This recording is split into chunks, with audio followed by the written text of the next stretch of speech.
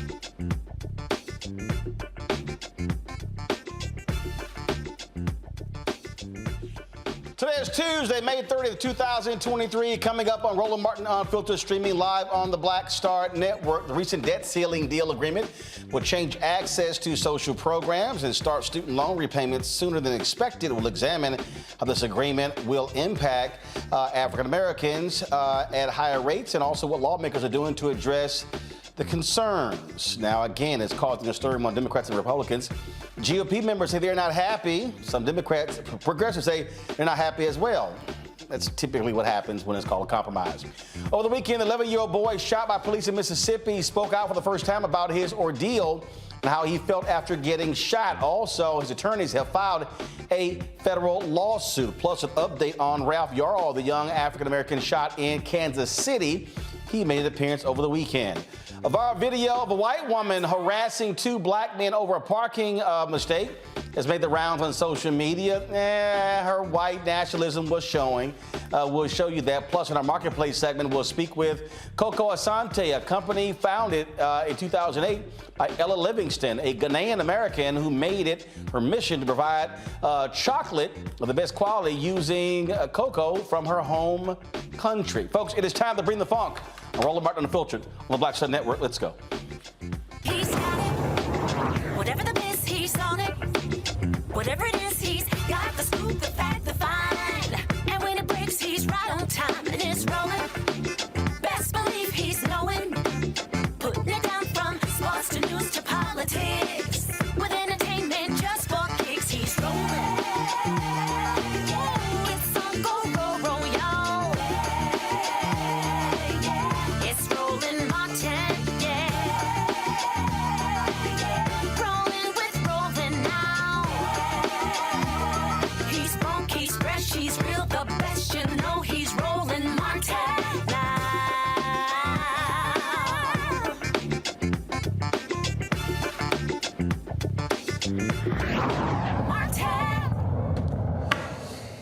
All right, folks, there's an agreement with the debt ceiling battle between President Joe Biden and the House Republicans. Of course, Speaker Kevin McCarthy.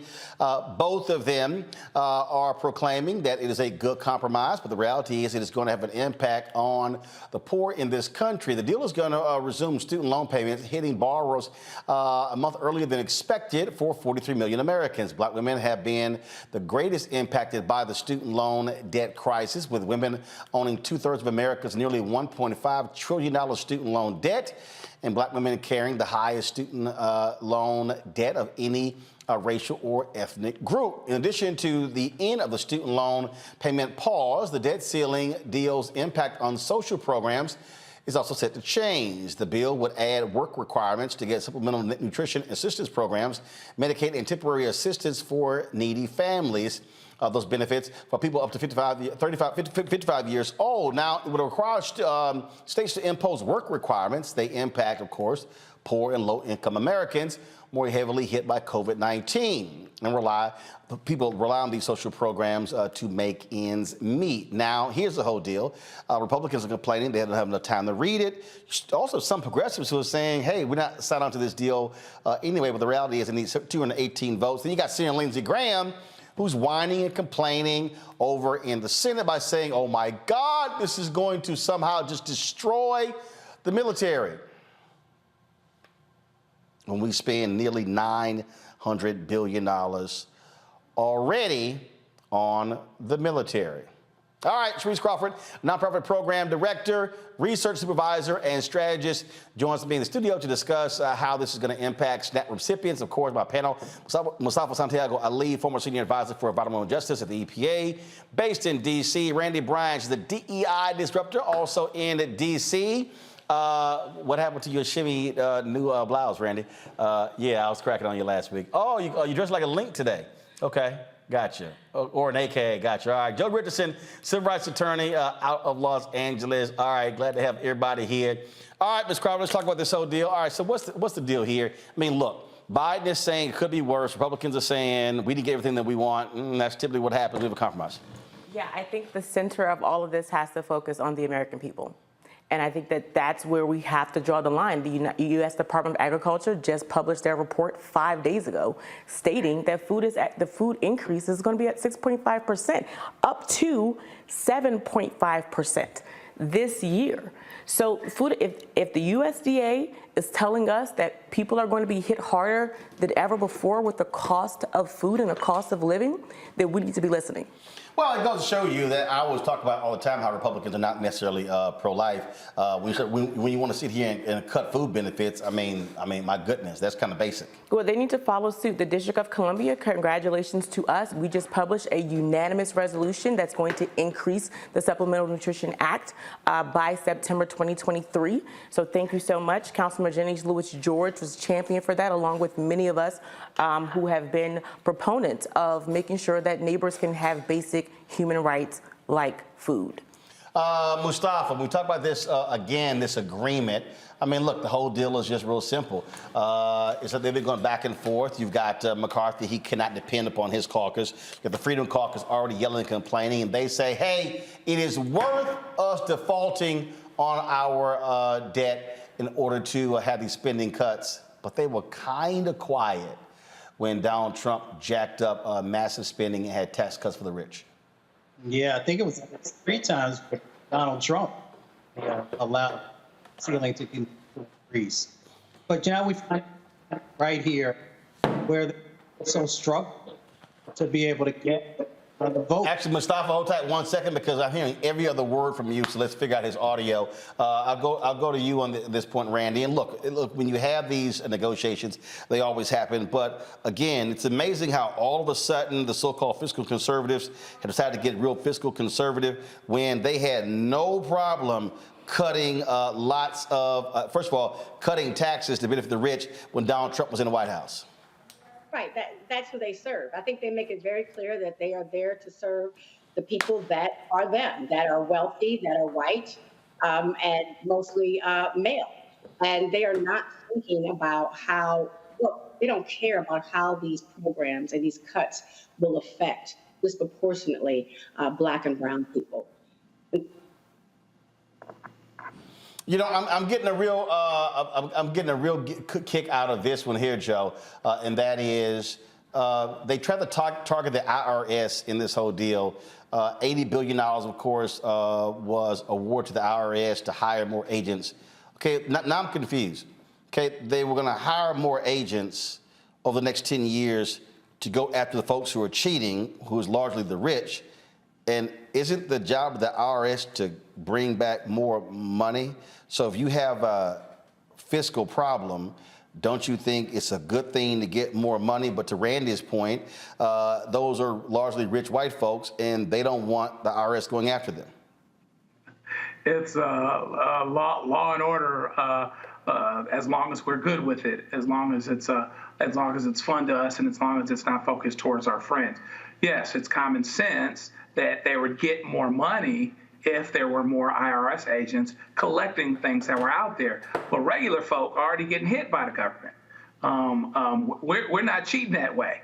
When you're talking about hundreds of thousands to millions and more, the potential to collect that would seem to be something that you'd want to do. So, but instead, of course, they want to get rid of FBI, they want to get rid of IRS, they want to get rid of everyone that has the potential to bear down on their friends. And so you've got this very little bit of discretionary money that you can touch. Most of the things that are in the budget can't be touched at all. And of course, we can talk about some other time how this is a whole nother discussion that should not be this hostage-taking situation.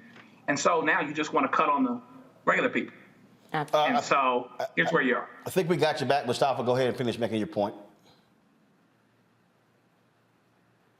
Mustafa? Yeah, I mean, we just got a lot of work that we got to do. We got to continue to keep a spotlight on this. We know that we got 35 million people who go to bed hungry every day. When you have these types of actions, you are continuing to impact vulnerable communities. They put the Mountain Valley Pipeline also as a part of this debt ceiling negotiation and agreement. And we know that that's going to run through lower wealth white community, Black and brown and indigenous communities. It's going to continue to drive the climate crisis. And then, of course, on the student loan side of the equation, we know that we carry a disproportionate burden for our education. So they continue to weaken and deconstruct the things that are necessary to help us to just be able to get to a baseline. I hope that folks find ways to address these additional impacts that they're now going to bring into our communities. Yeah.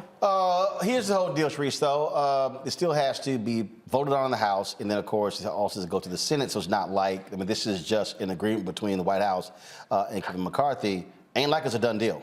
Yeah, it's not a done deal, and neither is our bill. I mean, our bill that just passed unanimously at D.C. Council still has to be approved by our mayor, and because D.C. is not a state, our bill that provides increase in Supplemental Nutrition Act still has to go through Congress. But now's the time for local government to become heroes. Now's the time, while Congress deals with the national policies, local government can step in and say, we're going to observe our fiscal responsibility. We're going to see where our dollars can be reallocated. That's what we've done here in the District of Columbia. That's what I'm proud of as a district resident.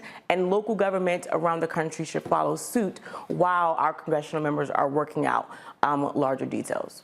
I want to go back to that whole defense point. Mustafa, I'll start with you. I mean, I really am cracking up laughing when Lindsey Graham talks about how, oh my goodness, this is going to cripple our military. Last year, $854 billion went to the Pentagon. What the hell is he talking about? Yeah, there were no significant cuts to the military in relationship to this debt negotiations and deal that now seem to be in place. So I'm not sure where the senator gets that information from. You know, the military is fine. It is the other folks whom the military fights for who are the ones that are dealing with these disproportionate impacts that exist inside of this agreement. So he really should be focused on the folks there in South Carolina who are hungry. He should be focusing on the folks in South Carolina who are tired of dealing with the floods and dealing with the hurricanes. He should focus on the educational needs that exist in South Carolina if the senator wants to actually be focused in a direction that has real meaning. I mean, I just sit here and I really do laugh at these people. Last year, Randy, Congress gave the Pentagon $30 billion more than what Biden was even asking for. Mm-hmm. How in the hell is it going to cripple the military? Right, but there's no problem with them, as we have seen in the past, of spreading wrong information to get what they want. Yeah. The Republican Party is built now on fear. How do we scare Americans into making decisions that keep us in power? And so if you pull out there that all of a sudden the United States of America is vulnerable and we have nothing to protect us and we need to be fearful of the rest of the world, people will make bad decisions and not even think about who's going hungry at night, not think about how will people who have already been disenfranchised now have to take on these student loan debts again, that the only reason that they had to get them, and the only reason that we Black people have to get them at a higher rate is because of white supremacy, because we started out being property. I mean, they don't care about that. It goes back to everything. There's a vein of how do we make Americans scared? And if they're scared, and people believe the dogma, if they're scared, they make really poor decisions and don't think logically and will vote against themselves. Joe, I mean, my goodness, just, again, $854 billion. We are approaching $900 billion. We're not far from $1 trillion being spent annually on defense in this country. The people who are jumping up and down are the military contractors. Mm. Right, for sure. And some of us have folks in our families, et cetera, that have been overseas and worked. And you know, the folks at the top have quite, you can go back to Halliburton and Dick Cheney and everything else. I mean, the folks at the top have quite a thing going. And by the way, war and, you know, Afghanistan and the things that were going on over the years kept them in business, allowed them to expand, allowed them to continue on. And so it's interesting, whether we have a war or not, we always feel like, and therefore prioritize our militarization, our financing of militarization. And so here we are again, where the military is a sacred cow.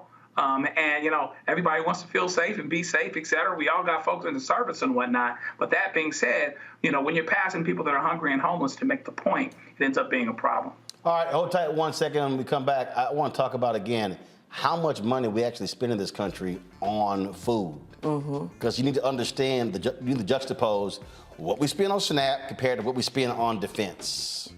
You're watching Roland Martin Unfiltered on the Black Star Network.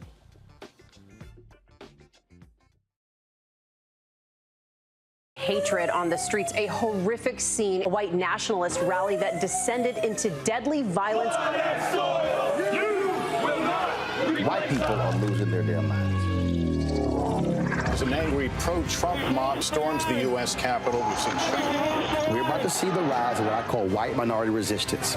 We have seen white folks in this country who simply cannot tolerate black folks voting. I think what we're seeing is the inevitable result of violent denial. This is part of American history. Every time that people of color have made progress, whether real or symbolic, there has been what Carol Anderson at Emory University calls white rage as a backlash. This is the rise of the Proud Boys and the Boogaloo Boys. America, there's going to be more of this. Here's all the Proud Boys, guys. This country is getting increasingly racist in its behaviors and its attitudes because of the fear of white people. The fear that they're taking our jobs, they're taking our resources, they're taking our women. This is white fear.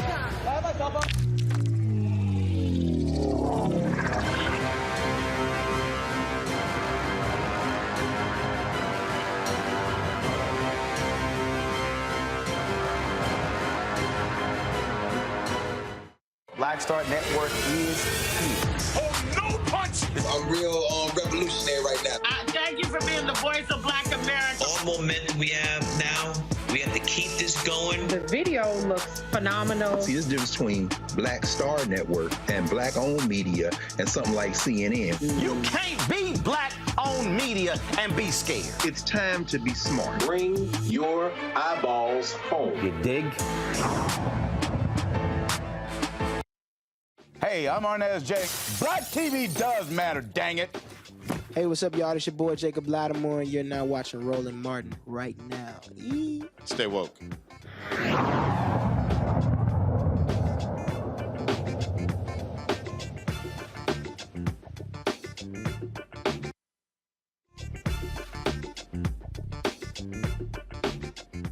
All right, folks, welcome back. Roland Martin Unfiltered on the Black Star Network. We're talking about the debt ceiling. This agreement, of course, is going to lead to a variety of cuts, things along those lines. Sharice Crawford joins us right now. We also have Mustafa, Randy, and Joe as well. Sharice, how much money do we spend annually on SNAP benefits in this country? So it's really averaging, we're talking about the average family of three would spend about $24,000 to $25,000 in excess cost. And that number fluctuates whether the U.S. family is larger or the U.S. family is less. So this is based on an average family of three being about 50% of the population. Well, the point is, we only spent, okay, so here's the deal. SNAP spending went from $63 billion to $127 billion. So let me be real clear. So we spent $854 billion last year on the Pentagon. Yeah. And they're complaining, but they want to cut SNAP benefits. We spent $127 billion. There's no comparing the two. How do you compare food safety versus national and foreign safety? You just can't. I mean, this right here, Mustafa, is the problem that I have because it speaks to priorities. And again, it's a little hard to say. First of all, how can you have, and I'm going back to remember when we put in place food standards in schools, because that was called a national security risk because we had, frankly, malnourished Americans. And so all these people are complaining about, defense being cut. Well, guess what? They also are seeing record lows number of people who are actually even going into the military. Y'all might be more concerned about who the hell's not signing up than throwing more billions at defense. Yeah, and it's a deeper conversation on the military. I handled those issues when I actually worked up on Capitol Hill there for a couple of years. So we got to actually take a look at what's really going on here. The folks whom are the ones who are hungry in our country are lower wealth white communities, and black and brown communities, and people have often seen our communities as sacrificable. And we see that playing out once again in the prioritization of where the cuts are happening across our country. So, you know, we have to change that dynamic because we impact education, we impact people's ability to be able to work, we impact a number of things when people can't have, you know, clean and healthy food to actually put into their bodies. I mean, that right there, again, for me, is the problem, Randy.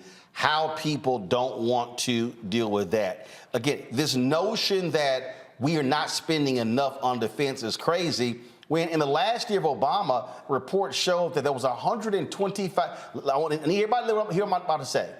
In the last year of Obama, a report was released showing that the Pentagon had $125 billion in waste. 125 billion. Okay. The budget now is $854 billion.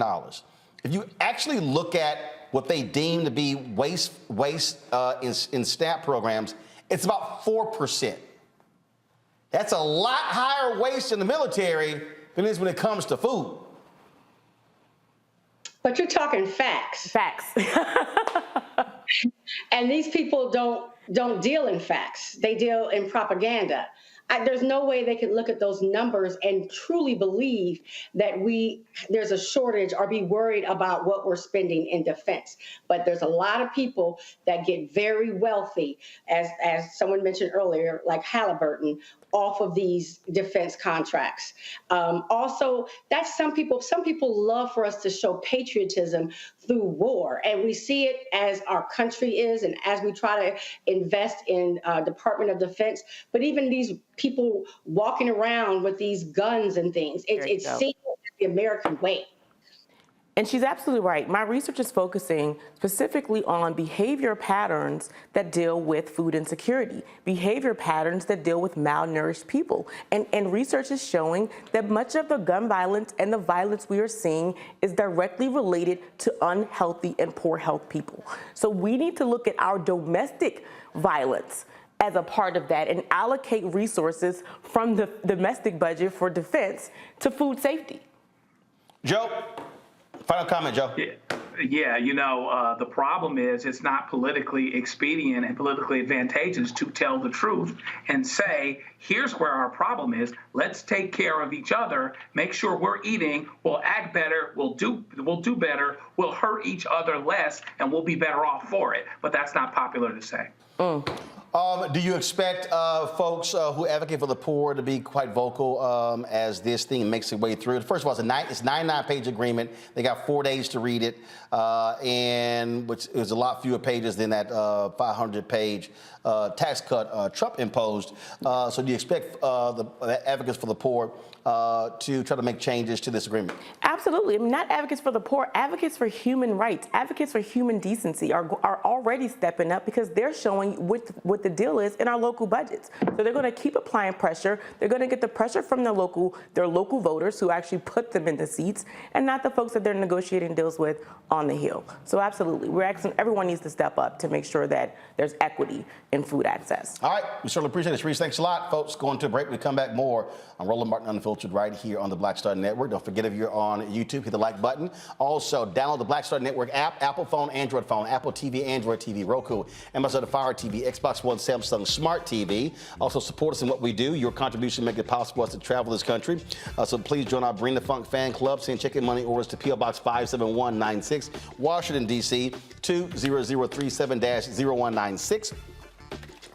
Cash App, $RM Unfiltered, PayPal, R Martin Unfiltered, Venmo is RM Unfiltered, Zelle, Roland at RolandSMartin.com, Roland at RolandMartinUnfiltered.com, and of course, you can get a copy of my book, White Fear: How the Browning of America is Making White Folks Lose Their Minds, available at bookstores nationwide, Ben Bella Books, Amazon, Barnes & Noble, Target. You can download your copy on Audible. And don't forget, you want to watch our 24-hour streaming channel, simply go to Amazon Fire, click Amazon News, and you can check us out 24/7 right here. I'll be right back.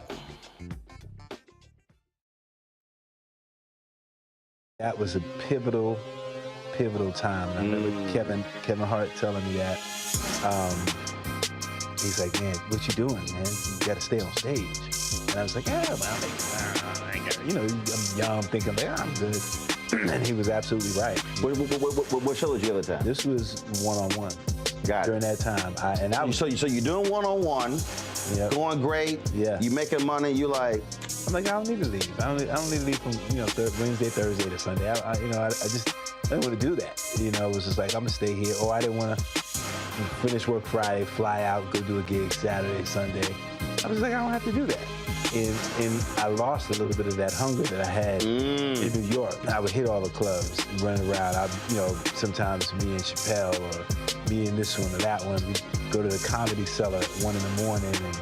And that was our life. We loved it. You do 2 shows in Manhattan, go to Brooklyn, leave Brooklyn, go to Queens, go to Jersey. And I got complacent. I was like, I got this money, I'm good.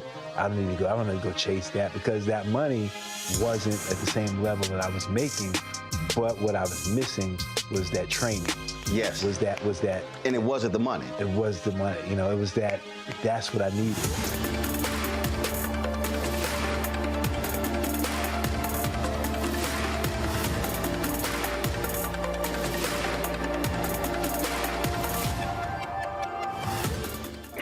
On the frequency right here on the Black Star Network. Shanita Hubbard. We're talking about the ride or die chick. We're breaking it down. The stereotype of the strong Black woman. Some of us are operating with it as if it's a badge of honor. Like you even hear Black women like aspiring to be this ride or die chick, aspiring to be this strong Black woman trope at their own expense. Next on the frequency right here on the Black Star Network. Hey everybody, it's your man Fred Hammond. Hi, my name is Brescia Webb, and you're watching Roland Martin Unfiltered. Well, I like a nice filter usually, but we can be unfiltered.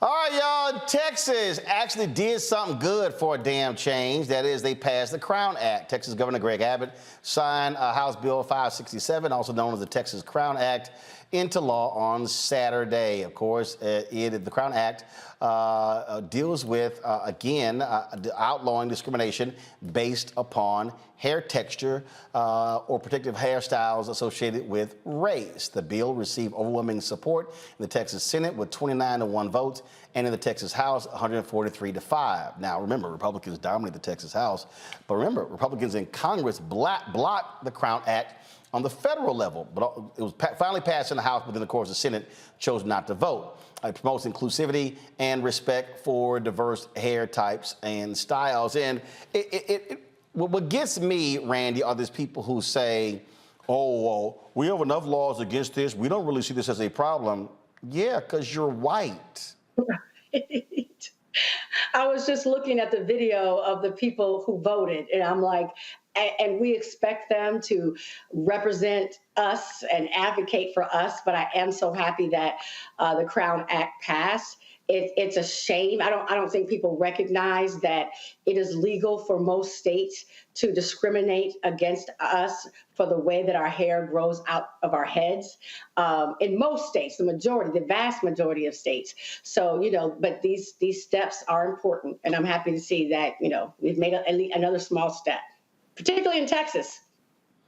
Absolutely. And look, the reality is, when you look at this particular, bill in this problem, I mean, look, there have been problems in Texas, Joe, where folks have not been allowed to literally graduate. We've dealt with individuals who have had these problems when it comes to being in school, and just makes no sense whatsoever. This here was the vote in the Texas House. Yeah, I mean, hold on, Joe, one second. HB 567 by Bowers, latent discrimination on the basis of hair texture or protective hairstyle associated with race. Chair recognizes Ms. Bowers to explain the bill. Thank you, Mr. Speaker. Members, this is HB 567 that we strongly voted out yesterday, the Texas Crown Act. I want to thank you that we passed this yesterday, and I hope we'll do so today. I move final passage. The question occurs on final passage of House Bill 567. This is a record vote. The clerk will ring the bell. Show Ms. Bowers voting aye.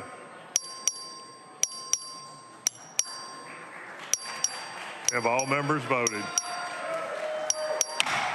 There being 143 ayes, 5 nays, House Bill 567 finally passes. Lays out on third reading, House Bill. Joe, the thing here, again, we have seen students who've been impacted because you have folks discriminating against black people because of their hair. Right, and you've actually seen this nationwide. You know, people that were trying to play ball or doing whatever they was doing, and they would say, I think one was a wrestler in another state. Hey, you can't wrestle, you can't compete, you can't do what it is that you're supposed to do unless you cut your dreadlocks, unless you cut your hair, unless you somehow present differently than fundamentally what you are. To be perfectly honest with you, I'm surprised that Texas did this, not because Texas isn't diverse enough. Texas is diverse enough. Texas has enough different types of people to understand this. But on so many ways, frankly, Texas gets it wrong. I'm pleasantly surprised that they got it right, because this is a fundamental thing. People should not be discriminated against because of the way that their hair grows. And so I'm glad that they got it right. Mustafa, it was our alpha brother Boris Miles who actually carried this forth in the Senate. Here's him speaking on the Texas floor. Suspended Senate rule order business to take up and consider House Bill 567 by Retta Andrews, known as the Crown Act. Members, House Bill 567 prohibits hair-based discrimination, which is a denial of employment, education, and housing opportunities because of hair texture or protective styles, including braids, locks, and twists. Members, I want you to know that this is a good bipartisan bill that passed out of this chamber in the 87th legislative session. It has to do with discrimination of things. Discrimination like this is nothing new, with 80% of black women stating that they have had to change their hair to fit their work setting. This leads black women to use hair straightening products, which, according to new studies, can increase the chances of developing uterine cancer. The bill will prevent Texas from being denied employment or housing simply because they choose to wear their hair in a natural protective style. This bill will not interfere with OSHA regulations on job sites or safer hygiene. It does not create a new protective class, and it does not harm our business community. HB 567 will prevent discrimination. Members, Mr. President, I move suspension. The chair lays out third reading final passage. House Bill 567. Secretary, read the caption. House Bill 567 relating to discrimination on the basis of hair texture or protective hairstyle associated with race. You are recognized on final. Mr. President, members, I move final passage of House Bill. Again, Mustafa, this is something that we specifically impact. It first passed in California. They try to get it on the federal level, so the folks who support this, they've been going state by state by state, but there really should be a federal bill. Oh, without a doubt. I mean, this is common sense legislation. So it's good to see, first, our brother pushing this, but secondly, that the Texas legislature finally has moved forward in a positive direction on something that impacts our communities, and let's also be clear, other communities as well. So hopefully the feds will finally get it right and do this also, because as has been shared, this discrimination has been happening for a long time. I've worn my hair in the style that folks see for decades now, so I know some of the conversations and some of the impacts that can happen in that space. But it really is a message for young people that they can truly be who they are. And we can finally start to also make sure we're addressing some of these black maternal health issues that are also connected to hairstyles and straightening and other things that our dear brother just shared. So it's the right act at this time, and hopefully it'll happen on the federal level. All right, folks, I got to go to a break. We come back. Some breaking news. Remember that New Jersey councilwoman, the sister who was gunned down outside of her home? Well, authorities announced an arrest about an hour ago. We'll tell you exactly what happened in that particular case. You're watching Roland Martin Unfiltered right here on the Black Star Network. When you talk about blackness and what happens in black culture, we're about covering these things that matter to us, speaking to our issues and concerns. This is a genuine people-powered movement. There's a lot of stuff that we're not getting. You get it, and you spread the word. We wish to plead our own cause. Too long have others spoken for us. We cannot tell our own story if we can't pay for it. This is about covering us. Invest in black-owned media. Your dollars matter. We don't have to keep asking them to cover our stuff. So please support us in what we do, folks. We want to hit 2,000 people, $50 this month, raise $100,000. We're behind 100,000, so we want to hit that. Y'all money makes this possible. Check some money orders. Go to P.O. Box 57196, Washington, D.C. 20037-0196. The Cash App is $RM Unfiltered. PayPal is R Martin Unfiltered. Venmo is RM Unfiltered. Zelle is Roland at RolandSMartin.com. On a next, A Balanced Life with me, Dr. Jackie, the necessity of believing in things you can't see. It's called faith. It comes in all shapes and sizes, and it's powerful. And it's a big part of being able to live a balanced life. The valley I experienced being a cancer survivor was one where my footing was completely unstable. I had no idea what to do. And in that instance of not knowing what to do, I had to rely on faith. That's all next on A Balanced Life, only on Black Star Network. Hi, I'm Vivian Green. Hi, this is Essence Atkins. Hey everybody, this is your man Fred Hammond, and you're watching Roland Martin, my man, Unfiltered.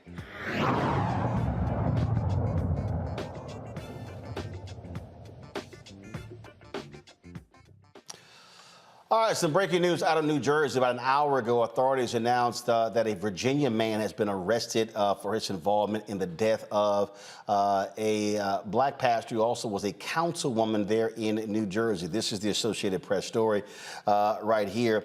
Of course, Eunice Duamfor was shot and killed in her SUV outside of her home in February.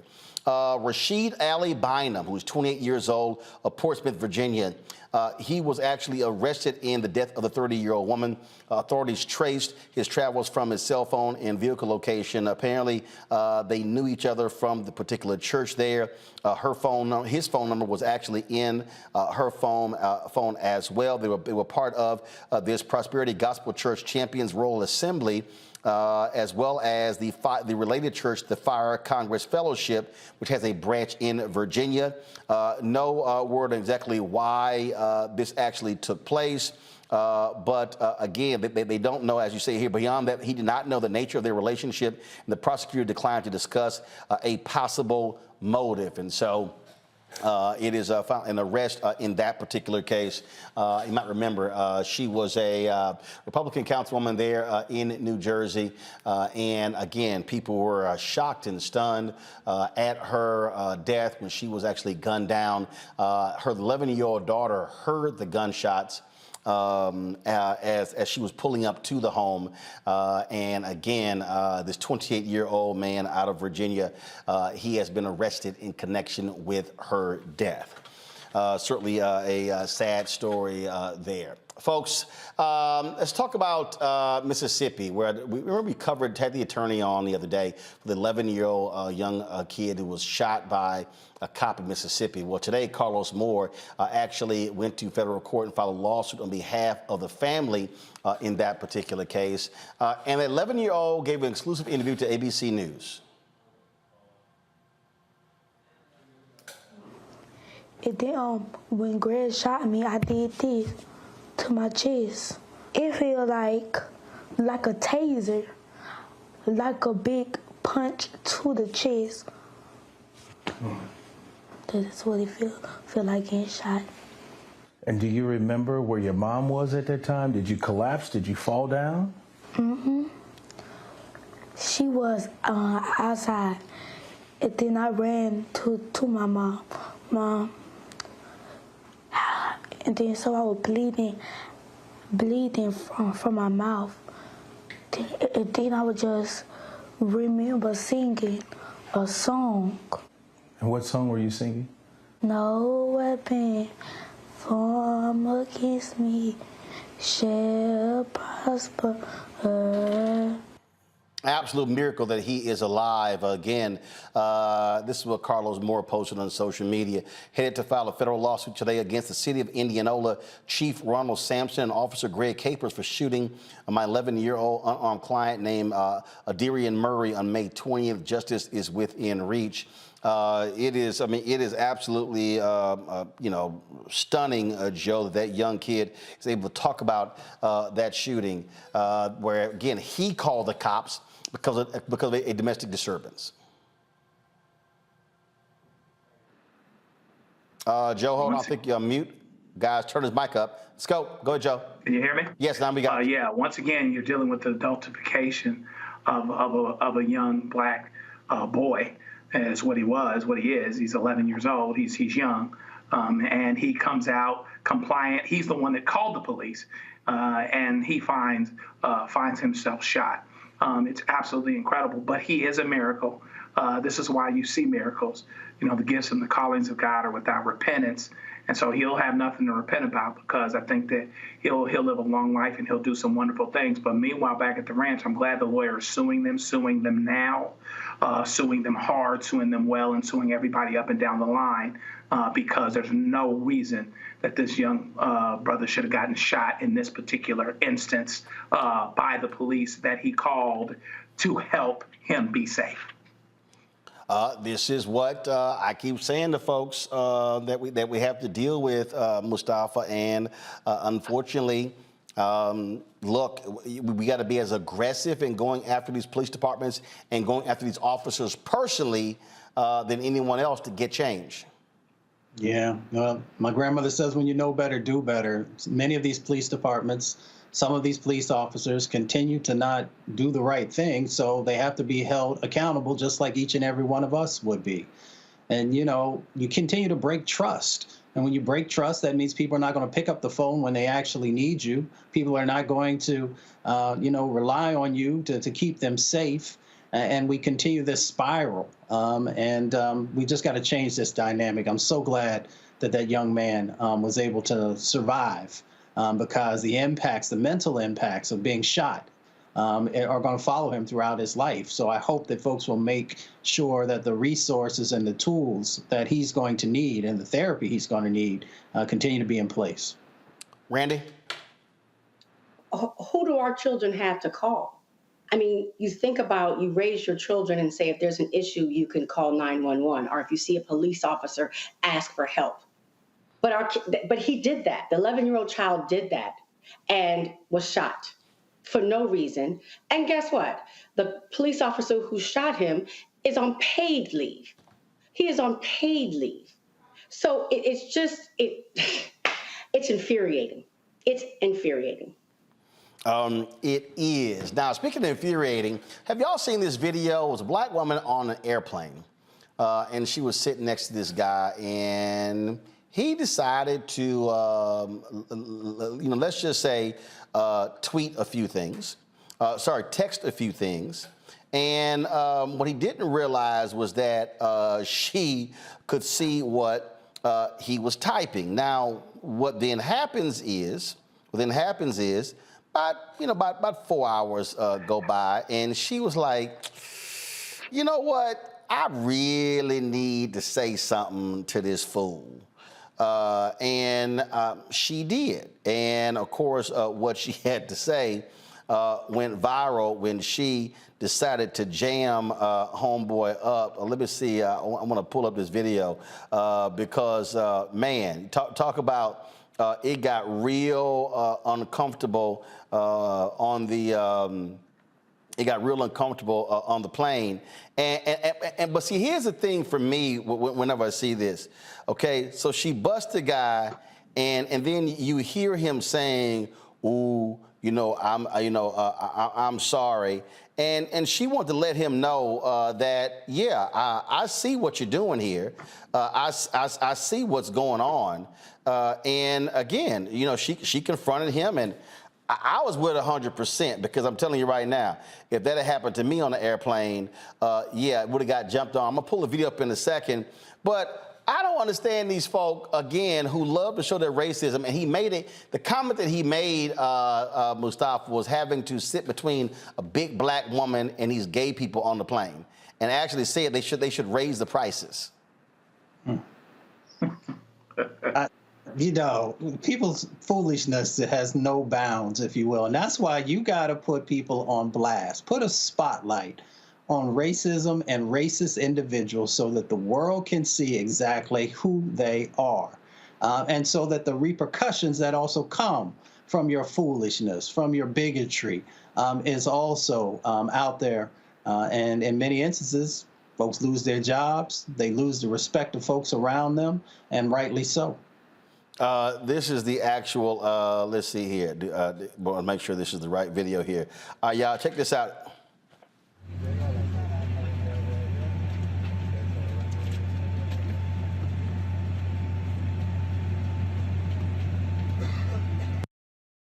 So you can see what he had to say. You know what? I wasn't going to say anything. But I decided I want you to feel as uncomfortable as I do.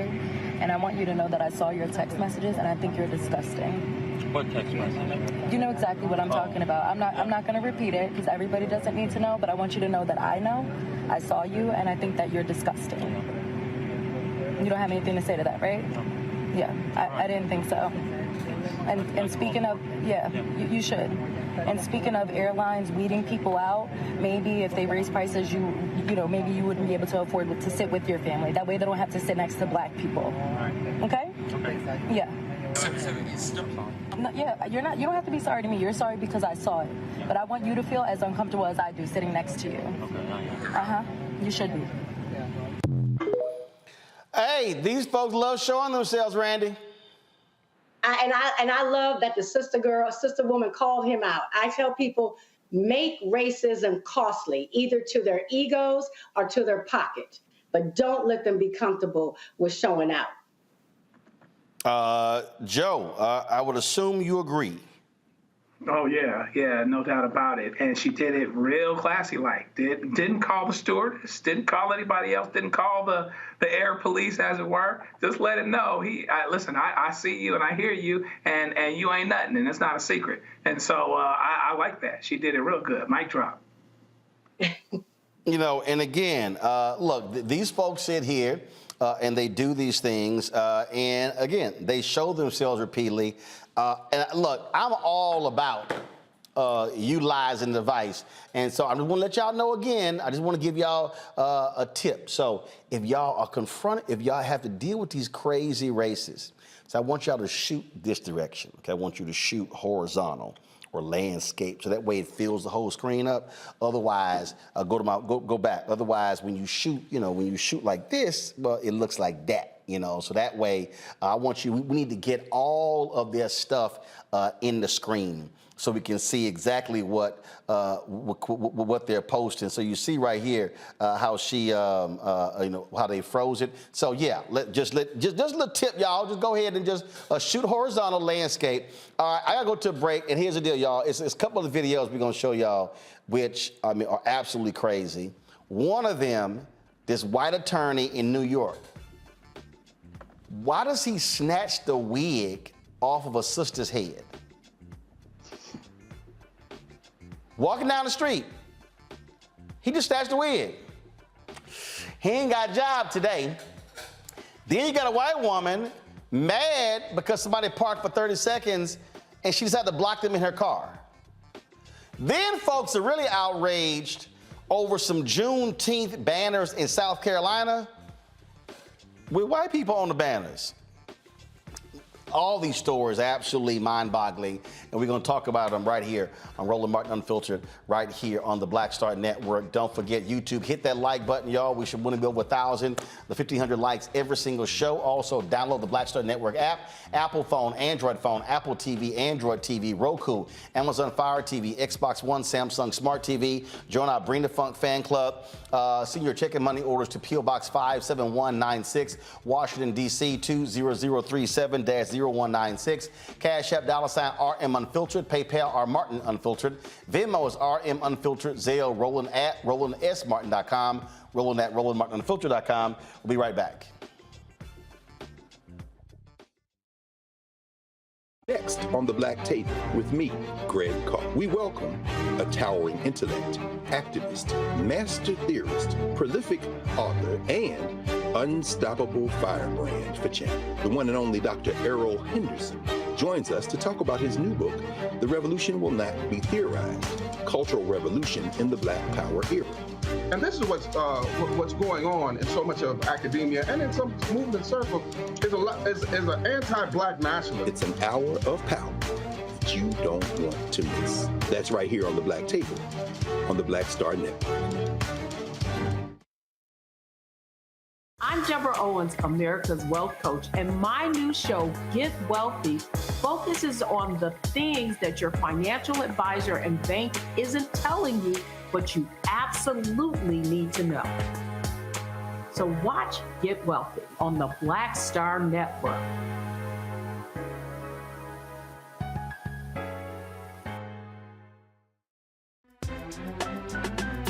I'm Faraji Muhammad, live from LA. And this is The Culture. The Culture is a two-way conversation. You and me. We talk about the stories, politics, the good, the bad, and the downright ugly. So join our community every day at 3 p.m. Eastern and let your voice be heard. Hey, we're all in this together. So let's talk about it and see what kind of trouble we can get into. It's The Culture. Weekdays at 3, only on the Black Star Network. Hi, I'm Gavin Houston. Hi, I'm Carl Payne. Hey, what's up, y'all? It's your boy, Jacob Lattimore, and you're now watching Roland Martin right now.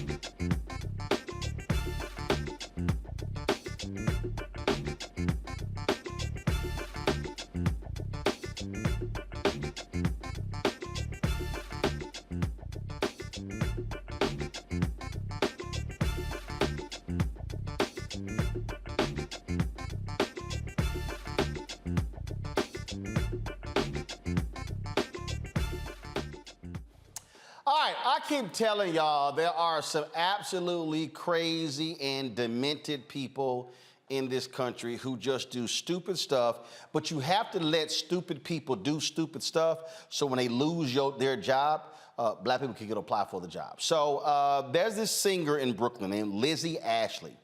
So Lizzie posted a video, y'all. She posted a video on social media where she was just minding her business, walking down the street, and just minding her business, when this fool decides to literally snatch her wig off. Okay, so she just minded her business,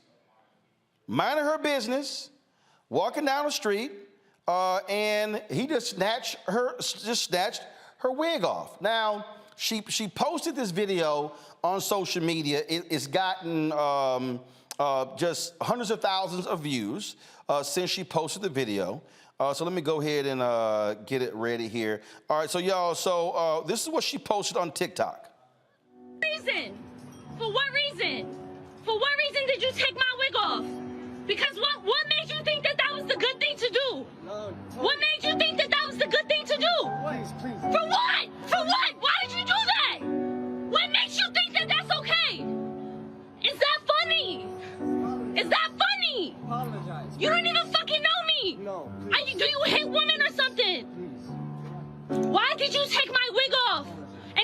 looking. Hello, Anthony Ulrich of New York City. All right, so she put it out on social media, and look, people were like, yo, we found this dude. And so she actually it was quite interesting. She goes, damn, y'all good. She goes, it didn't take y'all long at all to find this guy. Watch this. Why did you take? Cause you had a bad day. You're taking one down. You sing a sad song just to turn it around. You said you don't know. Tell me don't lie. You were gonna smile. Did not take long for little Anthony to be found. And so what ended up happening was they found out that he's an associate lawyer in New York City, or I take that back. He was an associate lawyer in New York City because after folks found his employer and then they found it on social media, this what was posted here. We have been made aware of a video of a non-work related incident involving one of our associates circulating on social media. We take seriously any inappropriate behavior by any employee, whether inside or outside the workplace. This associate is no longer with the firm. All right, F around and find out, Joe. You know, this cat just wasn't thinking, you know, at the end of the day. And on top of everything, as a lawyer, he's supposed to act a certain way. You're an officer of the court. You know, it's okay to take a load off and to relax, but you should not fall into moral turpitude. You should not fall below a certain level. And if not for your own enlightened self-interest, don't do anything that'll get you in trouble legally or morally, because people will bang on you. I was just saying last week on a thing we do call the legal moment, do not do anything. You know, let's have a discussion about what you should post on social media, what can get you fired or whatever else. Anything you would have to explain later, don't do it. Hello? But in any event, my dad used to say, a hard head makes a soft behind. I didn't know what he was talking about, but I do now. And I imagine that our former associate knows as well. You know, obviously, this sister was greatly bothered by what took place, Randy, obviously. And there were several different posts that she made on her TikTok channel talking about what took place. And again, it was when, you know, when the post continued, and all of a sudden, other people begin to see it. They begin to pick up on it, and then it began to pick up steam. And again, this is just a sister who was minding her own business. This right here is the first post that she made after that video. I'm safe. But look at this. If you pull the wig, it looks like it's gonna come off, right? And then it gets stuck because it has combs in it. So he ended up pulling my hair. In order to officially take it off, you have to then yank down and then try your best. It's still not coming off. He dead pulled my whole wig off. Like, I just got home. I'm safe. But now, look at this. You tell in the video, homeboy is inebriated. But again, this idea that you can just walk around and just grab a black woman's hair and like, yeah, we all good. It shows that he had no respect for her as a person. He illustrated that he thought that he was superior to her. Why would you do that? And, you know, I get sick of people always using alcohol as an excuse. He said, oh, I was drunk. Drunk people don't go around just ripping people's wigs off or even feeling as if they have the right to touch people, particularly people that they do not know.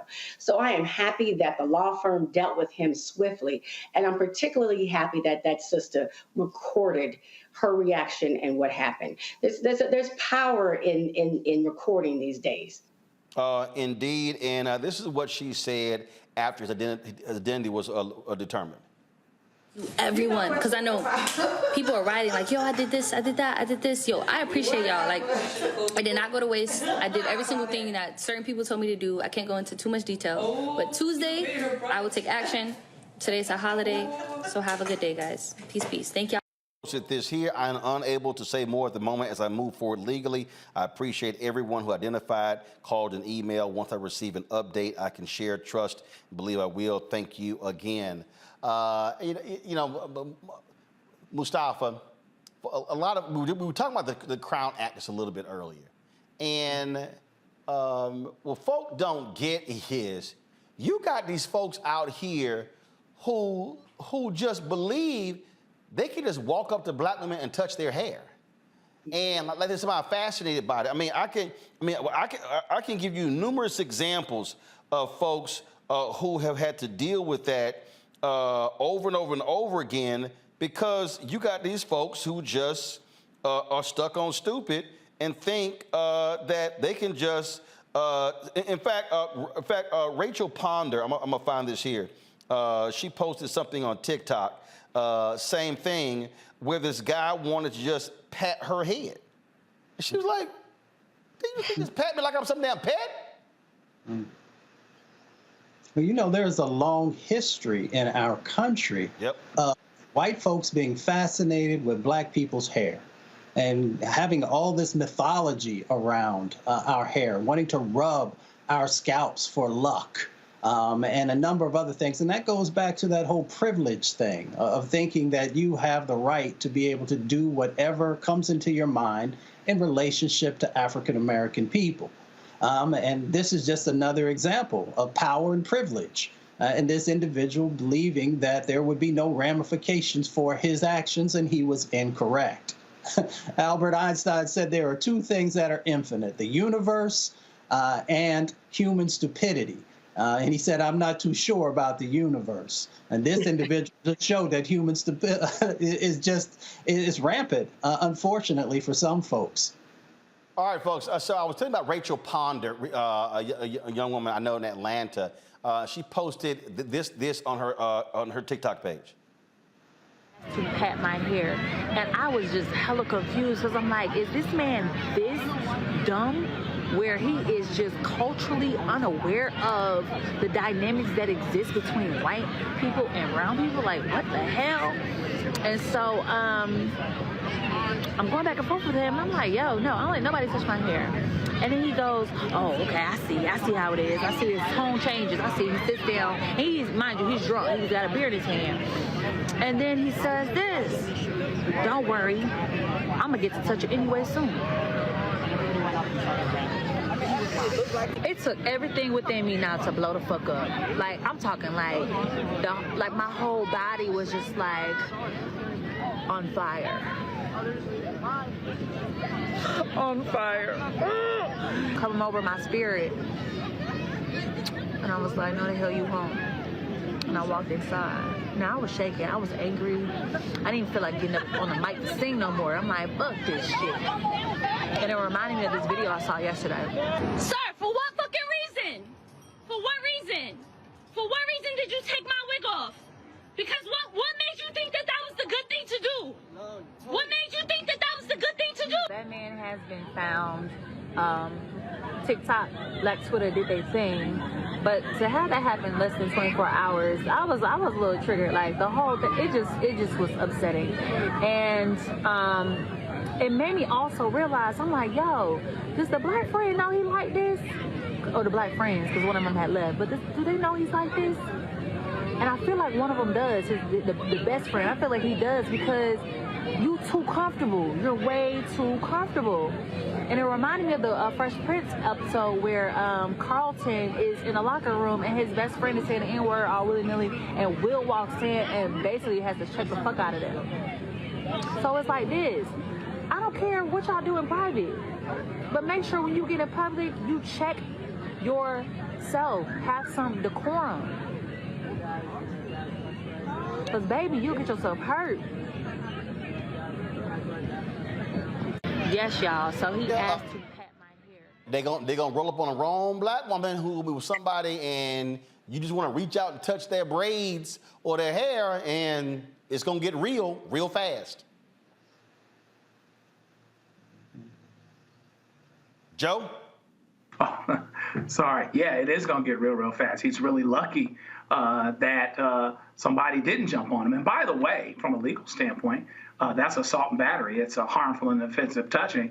And there is a route that way as well. I don't know if prosecutors are looking. I don't know if she's looking at our lawsuit options. It sounds like maybe that she is. But yeah, it's legally wrong, and it's also morally wrong. And some people out here in these streets will tax you on that. It would be a problem if I saw somebody do that to my daughter or my wife, for sure. We would be looking to put, we don't know how it come out, but we'd be looking to put something on them that soap didn't wash off. I'll tell you that for sure. And again, Randy, there are people who, like, I got some fool in the YouTube chat saying, Roland, don't encourage them. I'm not encouraging them. You walk up to somebody and you put your hands on them and you have no permission, they can stand their ground. They don't know what you're going to do. You might end up being beaten up or shot. I'm being real. Absolutely. The stand your ground people need to know that goes both ways, right? And if people don't want you to touch them, they don't want you to touch them. So you get what you get. I may not start the fight, but if you invite me to it, I don't like anybody touching me. And you said earlier, there's this fascination with black hair. I'm like, there's this fascination with black people, period. And people feel as if they have rights to access us in any way they want. And what people don't seem to understand here, Mustafa, when you talk about that history, there's a history of black people literally being museum pieces, ogling at African Americans in a lot of these traveling circuses. So this is not just, oh, y'all just overblowing this. No, this is what black people have had to deal with for centuries. This is another form of dehumanization of our people, and that's why you have to take it serious, because it starts with the touching of hair, and then being able to put your hand on somebody's shoulder, and then be able to put your hand in some other location, because folks, unfortunately, don't see us always as humans. So that's why you got to check it in the beginning and don't let it escalate. No. Our parents teach us very simply, when we go onto the playground, keep your hands to yourself. And don't forget what Terry Crews dealt with when he was at that party in L.A. when this white agent grabbed him, grabbed his crotch in the middle of the party. That agent was later fired, but Terry said he did not whoop his ass because he feared being the angry black man. I would have whooped his ass, but I'm just saying. But again, folks just got to understand this is what we have to deal with as African Americans. All right, going to a break. We come back. My goodness, y'all.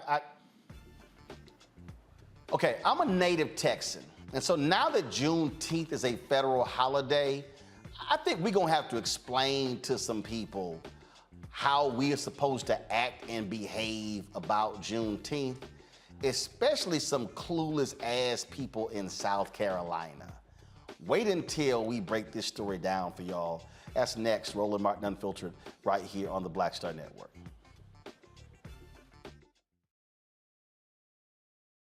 Hatred on the streets, a horrific scene, a white nationalist rally that descended into deadly violence.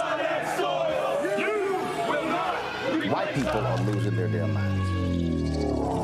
As an angry pro-Trump mob storms the U.S. Capitol, we've seen We're about to see the rise of what I call white minority resistance. We have seen white folks in this country who simply cannot tolerate black folks voting. I think what we're seeing is the inevitable result of violent denial. This is part of American history. Every time that people of color have made progress, whether real or symbolic, there has been what Carol Anderson at Emory University calls white rage as a backlash. This is the rise of the Proud Boys and the Boogaloo Boys. America, there's going to be more of this. Here's all the Proud Boys, guys. This country is getting increasingly racist in its behaviors and its attitudes because of the fear of white people. The fear that they're taking our jobs, they're taking our resources, they're taking our women. This is white fear.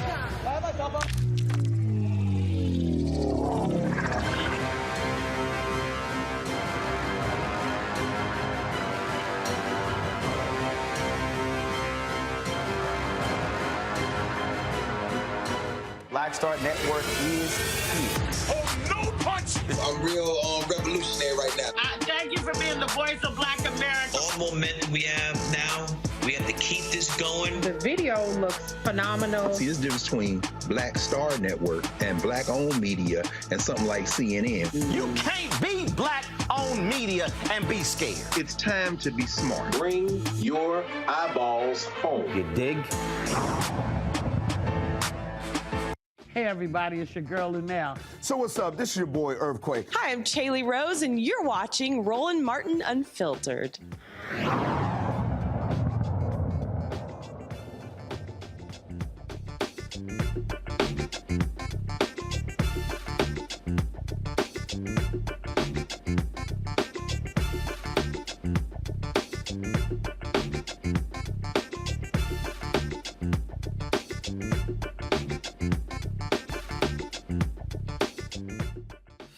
All right, folks, so let me just do some explaining here. So Juneteenth was a celebration that started in Texas to mark freedom or the end of slavery in that particular state. Now, it really wasn't the end of slavery until the 13th Amendment was passed later that year, in December, by Congress, the amendment. But, so, it became a state holiday in Texas in 1980.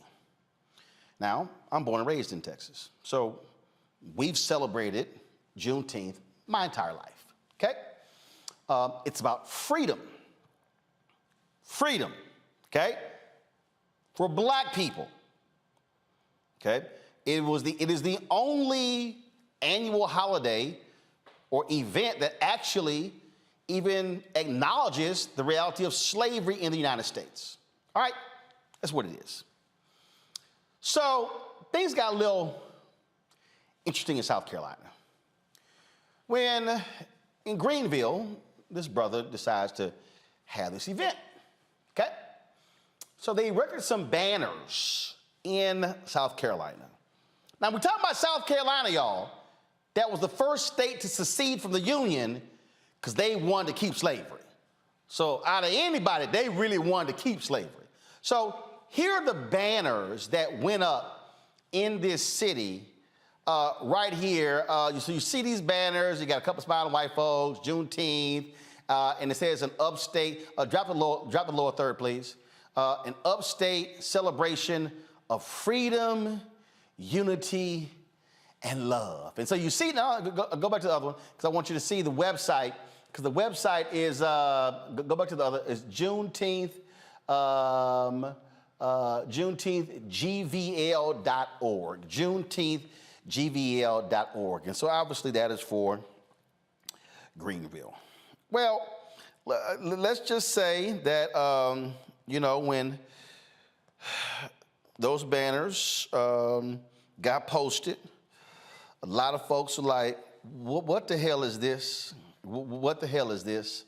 Now, so these were the banners, okay? So the organizer apologized for featuring whites and Latinos. So Reuben Hayes, who's the executive director of Juneteenth Greenville, he initially defended the banners, saying they intentionally represented a varied spectrum of races. Now, here's what he said in the Greenville News initially. Juneteenth is about celebrating freedom, celebrating culture through music, food, art. Freedom is worth celebrating. I think we can all agree about that. I've celebrated the, now listen. He said, I've celebrated the 4th of July all my life. It's the most important, it's the most American thing you can do, right? But that Independence Day did not include all Americans, and until all of us were free, were we really free? That's why education about the history of Juneteenth is so important. It represents the complete freeing of America. First of all, he's wrong as hell. He don't even know what he's talking about, okay? Now, he was asked, what do you say to people who don't look like you, people who may be reluctant, who might feel like it's not their holiday to celebrate? Like that it is a Black holiday, okay? So he then goes on to say like that it is a black holiday celebrated because it was a black thing that happened. But in order for this holiday to even come, 500,000 Americans had to die in the Civil War. If you really know the history or really understand it, there's no denying that this is one of the most significant holidays in our nation's history, the most American holiday. It's just that it happened on the backs of African-American slaves, and some folks just don't want to make that connection or association. But that's just the fact of the matter. It is an American holiday. Okay, Reuben. Lord have mercy. Lord have mercy. Poor Reuben. Well, Reuben got a lot of heat, and a lot of folk had to sit here and jack him up. So he later apologized. After that, those initial comments didn't go over well. So here's his apology. This is from Lil Reuben. We would like to offer an apology to the community for the presence of non-black faces being represented on 2 flags representing Juneteenth. We acknowledge this mistake having been made and will correct the error quickly. This error was an attempt at uniting all of Greenville and thereby a slight oversight on one individual's part that prevented us from fully embracing the rich potential and celebrating the depth of the black culture through the message and meaning of Juneteenth. He did not capitalize black. And for that, we apologize to you, the entire community. The flags in question will be removed as soon as possible. Now, go to my iPad. This is the website. So clearly they went ahead and made some changes to the website. And then, so you see all of these different events they got down here and all the stuff they're doing. And this is what, blah, blah, blah, blah. This is the whole thing. This is their event schedule. So you see they got Truth and Revelation of Freedom, Freedom Ride, Job Fair, Black Economic Mobility, Royal Gala, Wellness Event, Mega Fest, all that sort of stuff. All different things that you can do in Greenville for Juneteenth. At the bottom it says, honor the proud legacy of Black Americans. Now, let's be clear, Mustafa, and people that understand history.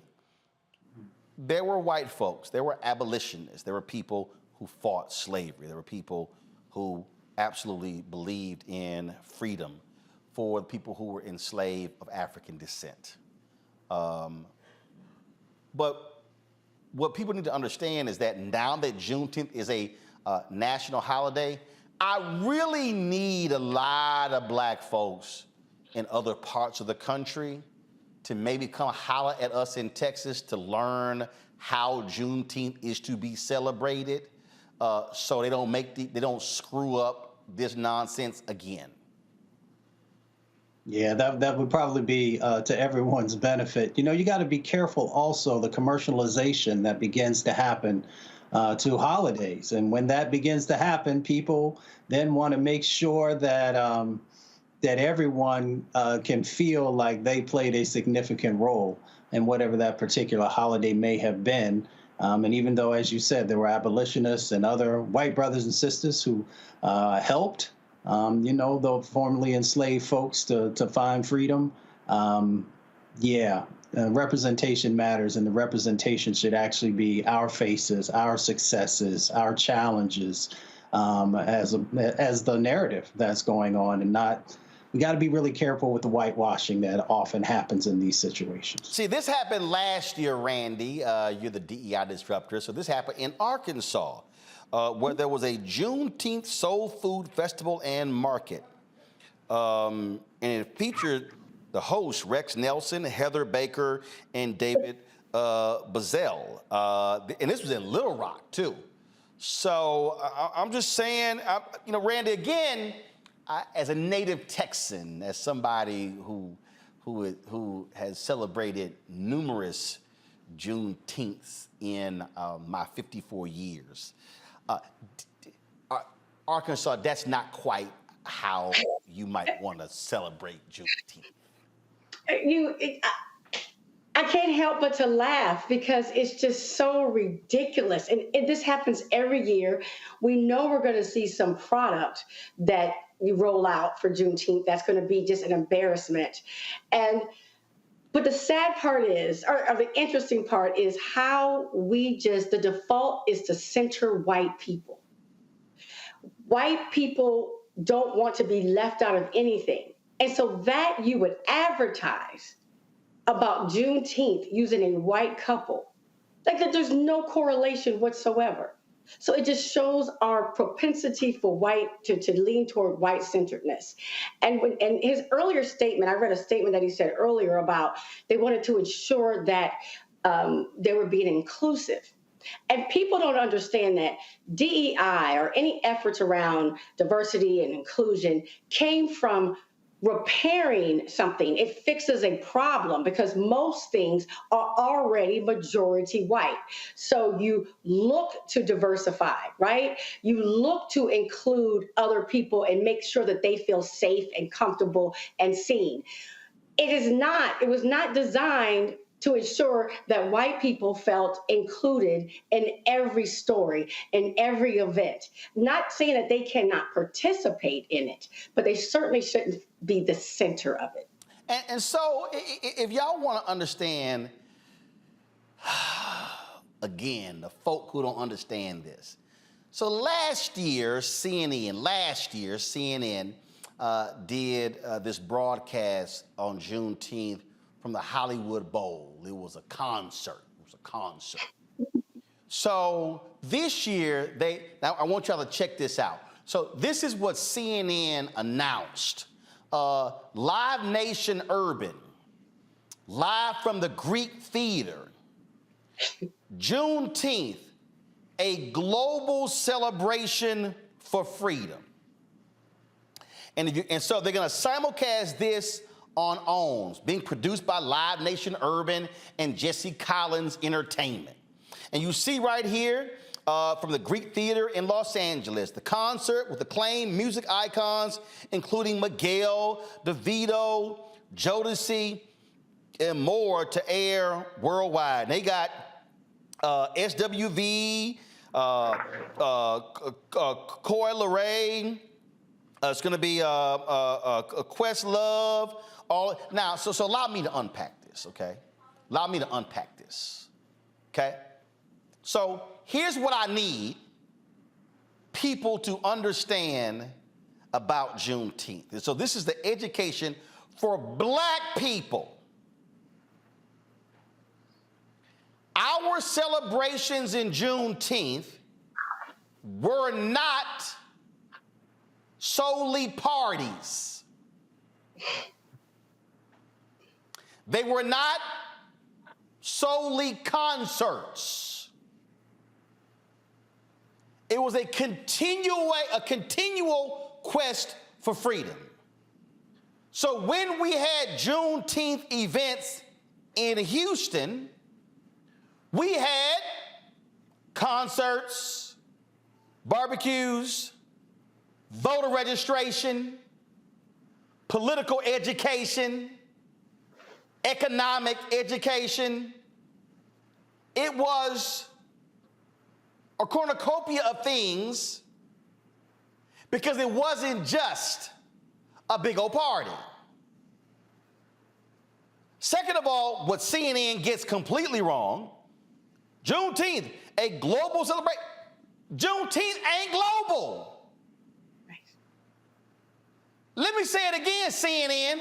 I know y'all having struggles with ratings, but clearly y'all didn't have many black people in the planning of this because Juneteenth is not a global celebration. It's not a worldwide holiday. And so the question I would then have, Joe, for CNN is, what else y'all gonna talk about besides the concert? In fact, to the organizers of the concert, what else are y'all gonna have at the Greek Theater other than performances? Are you going to have political conversations? Are you going to have economic conversations? Because that's actually what we've always done when we had Juneteenth events. And so what I hope, Joe, is that black people are not going to allow non-black people to trivialize and compartmentalize and narrow Juneteenth into another shuck and jive day where black people entertain us with their talents, but we don't want to deal with all the other stuff that black folks have to contend with in the continual quest for freedom. Yeah, I mean, I'm a deal maker, in the practice. So hell, let's make a deal. As soon as we truly are free and we're everywhere we need to be, we will have a celebration. We'll make it global because we want to shout at the rooftops, and we'll even let the white folk be on the posters in South Carolina. But meanwhile, back at the ranch, the situation actually is that we aren't there yet. Not long after this and the Reconstruction, which was just for a brief moment, we had Jim Crow. We had those things rolled back, and in South Carolina and other places. This is in another breath where things are happening, laws are getting passed that restrict freedom and that take away and have the potential to bind and oppress. So we're not there. And so, yes, we do need to make sure that we keep our hands to the plow here, for lack of a better term, and continue to move us along, because there is so much work to do, and we cannot allow a holiday to be commercialized, whitewashed, made more attractive, made into a money-making opportunity without not only understanding what Juneteenth was actually about, but the fact that we aren't where we need to be yet. So what are we truly celebrating? Add education, add political action, do something towards organizations that are working towards voting rights. Do something that actually moves us forward. So maybe the few people that had this idea that Juneteenth was going to take us to a place and emancipation was going to take us to the place can still continue along that continuum. See, the thing that I want us to see, it's called being real intentional. And I'm not just focusing solely on the CNN thing, and I appreciate this. You're having this Juneteenth concert at the Greek Theater, but here's my question. Is the Greek Theater black-owned? Now, I'm aware, Mustafa, that Jesse Collins Entertainment, Jesse is African-American, owns it, producers, and they just brought them on to do the Emmys, they do the BET Awards, all of that. But see, again, I know my roots. In fact, I'm just going to use us as an example. And so this is the first time I'm revealing this because we just solidified it last week. So on June 17th, the Black Star Network is going to have an event in Houston for Juneteenth on June 17th. And we're going to also on that day make a much larger announcement about something that is going to be on an annual basis. We'll get into that later. But when I was looking for venues, I specifically said, I want a black-owned venue. So we're going to be at the Power Center, which is owned by Windsor Village United Methodist Church. That's where it was built. They built it. And we already have signed up black caterer. We're looking at others. And so, again, I understand if I'm going to have a Juneteenth event, I want to make sure black folks are the ones getting paid. And so what I want our folks to learn to do is to be far more intentional as to how we approach these things. So everybody in Houston, and I'm setting the time, it's probably going to be 12 to 4 on June 17th. But we're literally putting all these pieces together, and we're going to have an economic empowerment conversation. That's how we're actually starting this, because I do not want in the second year that Juneteenth becomes a federal holiday, I do not want us having party conversations and we ain't having no money conversation. Exactly. It always comes back to the economics and the strategic planning. When you're about to put an event on, the question should be the one that we raised. Who's the venue? Who owns the venue? How will those resources make it back to the communities that we are highlighting? Are we making sure that our contracting and subcontracting that's happening, that it is going back to those Black businesses, that those dollars are so critically needed? So as you said, it is about intentionality, but that intentionality is infused into the strategic planning if you are serious and you are prioritizing, whether it is Juneteenth or other types of events that come out of our communities. Then we have to just make sure that the dollars are actually making it to the spaces and places that need them the most. And that's the thing, Randy, that I want Black people, as we're watching these Juneteenth events, as we're watching corporate sponsors, I want us to be asking much greater questions. Don't just sign on as a sponsor. What are you doing for Black folks beyond the event? Absolutely. We need to not accept performative activism. We need to demand more from these corporations and organizations.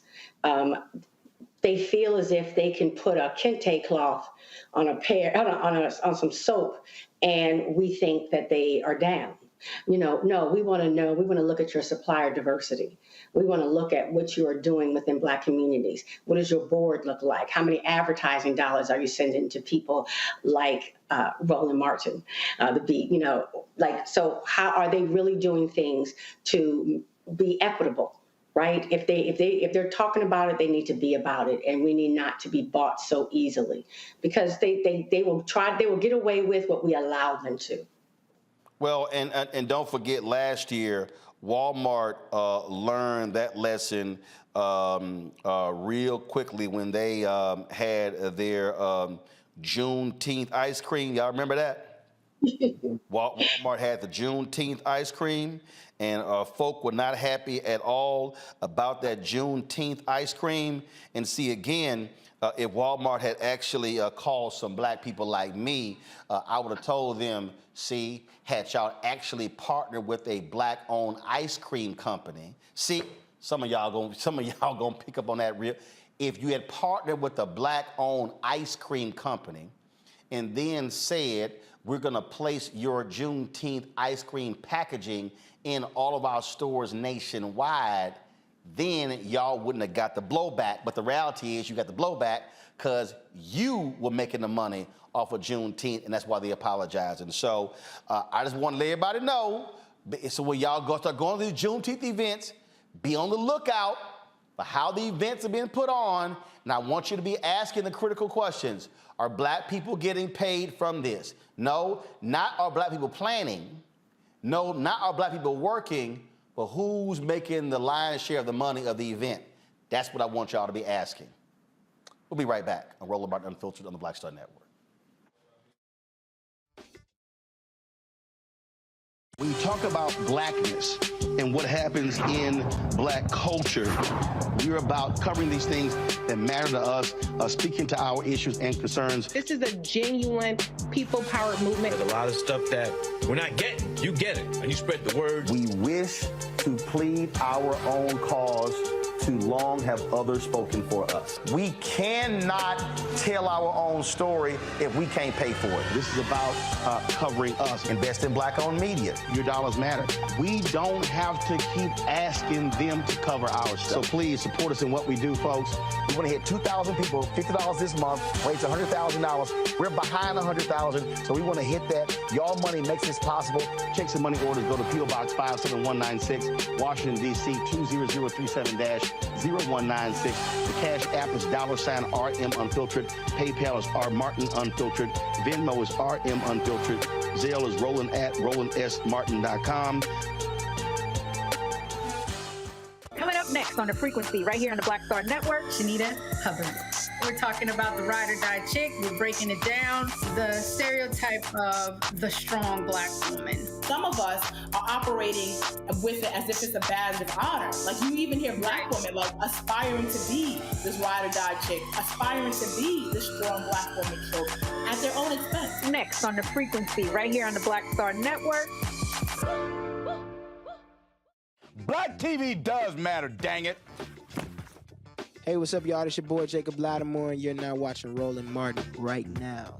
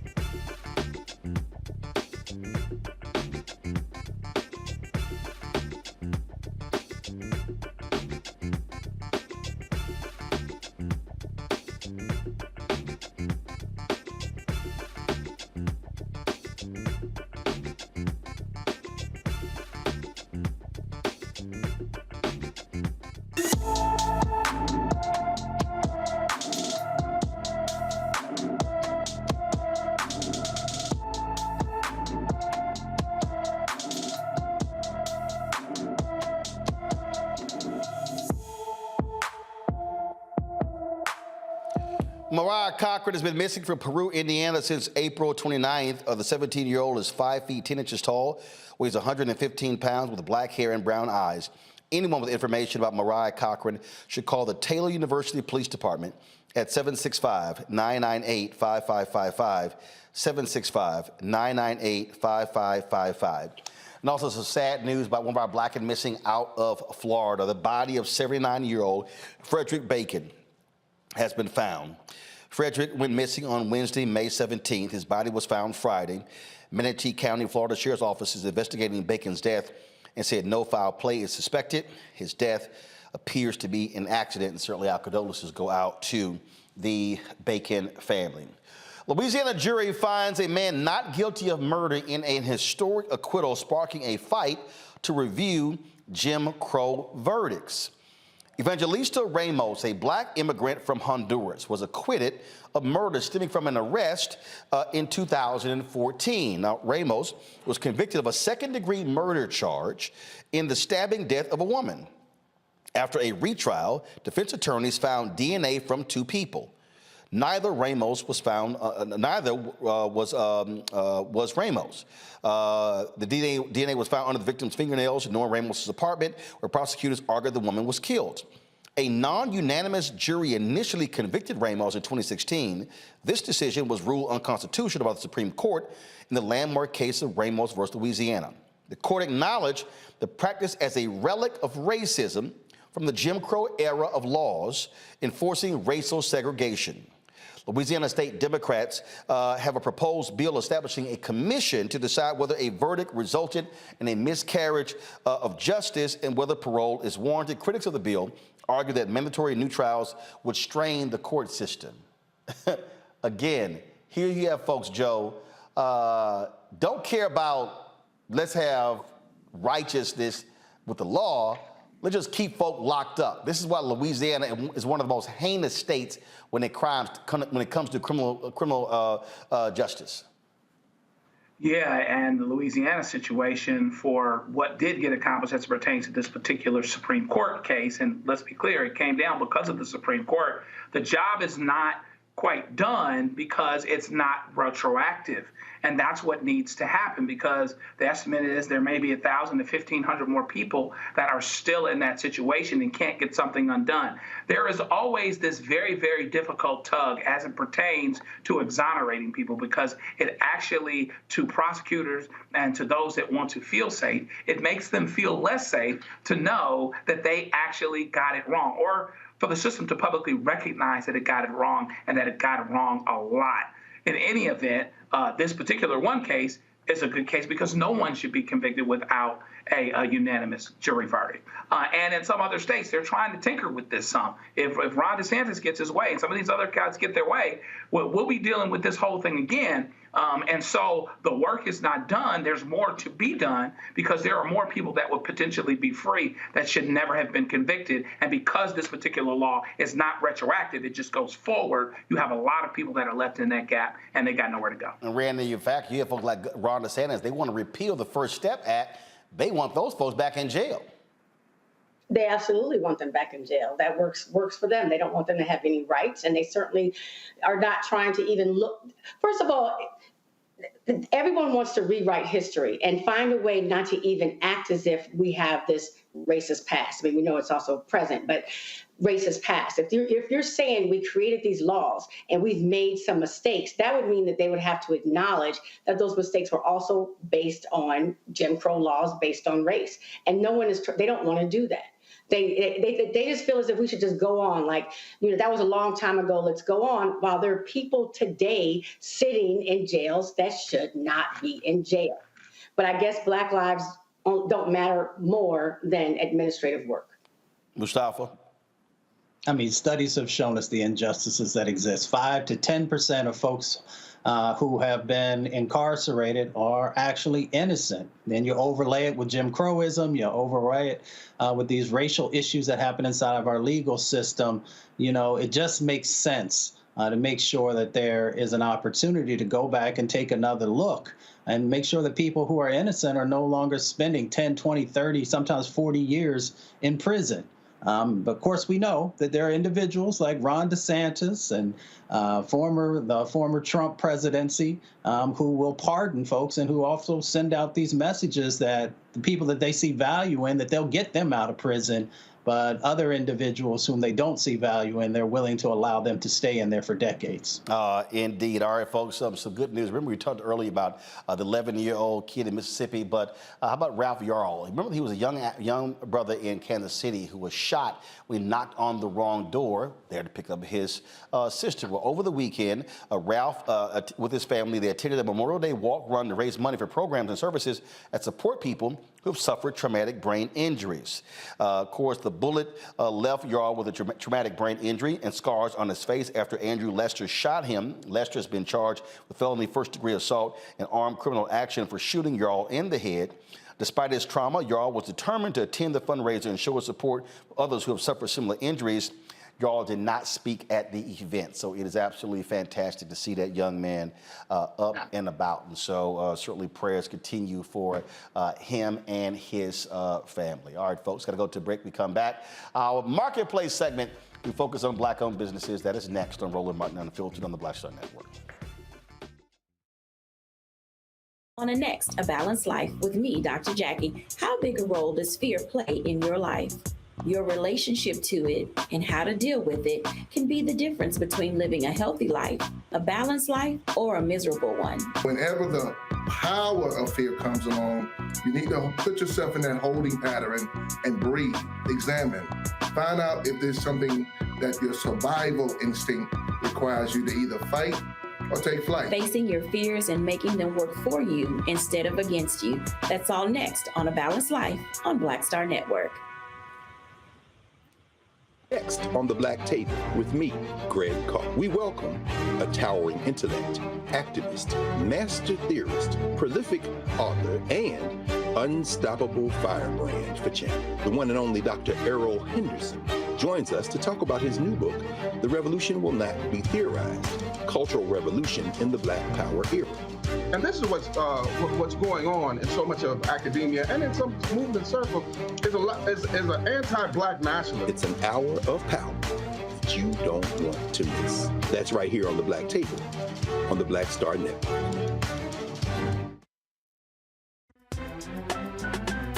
I'm Faraji Muhammad, live from LA. And this is The Culture. The Culture is a two-way conversation. You and me. We talk about the stories, politics, the good, the bad, and the downright ugly. So join our community every day at 3 p.m. Eastern and let your voice be heard. Hey, we're all in this together. So let's talk about it and see what kind of trouble we can get into. It's The Culture, weekdays at 3, only on the Black Star Network. Hi, this is Essence Atkins. Hey, I'm Deion Cole from Blackish. Hey, everybody, this is your man Fred Hammond, and you're watching Roland Martin, my man, Unfiltered.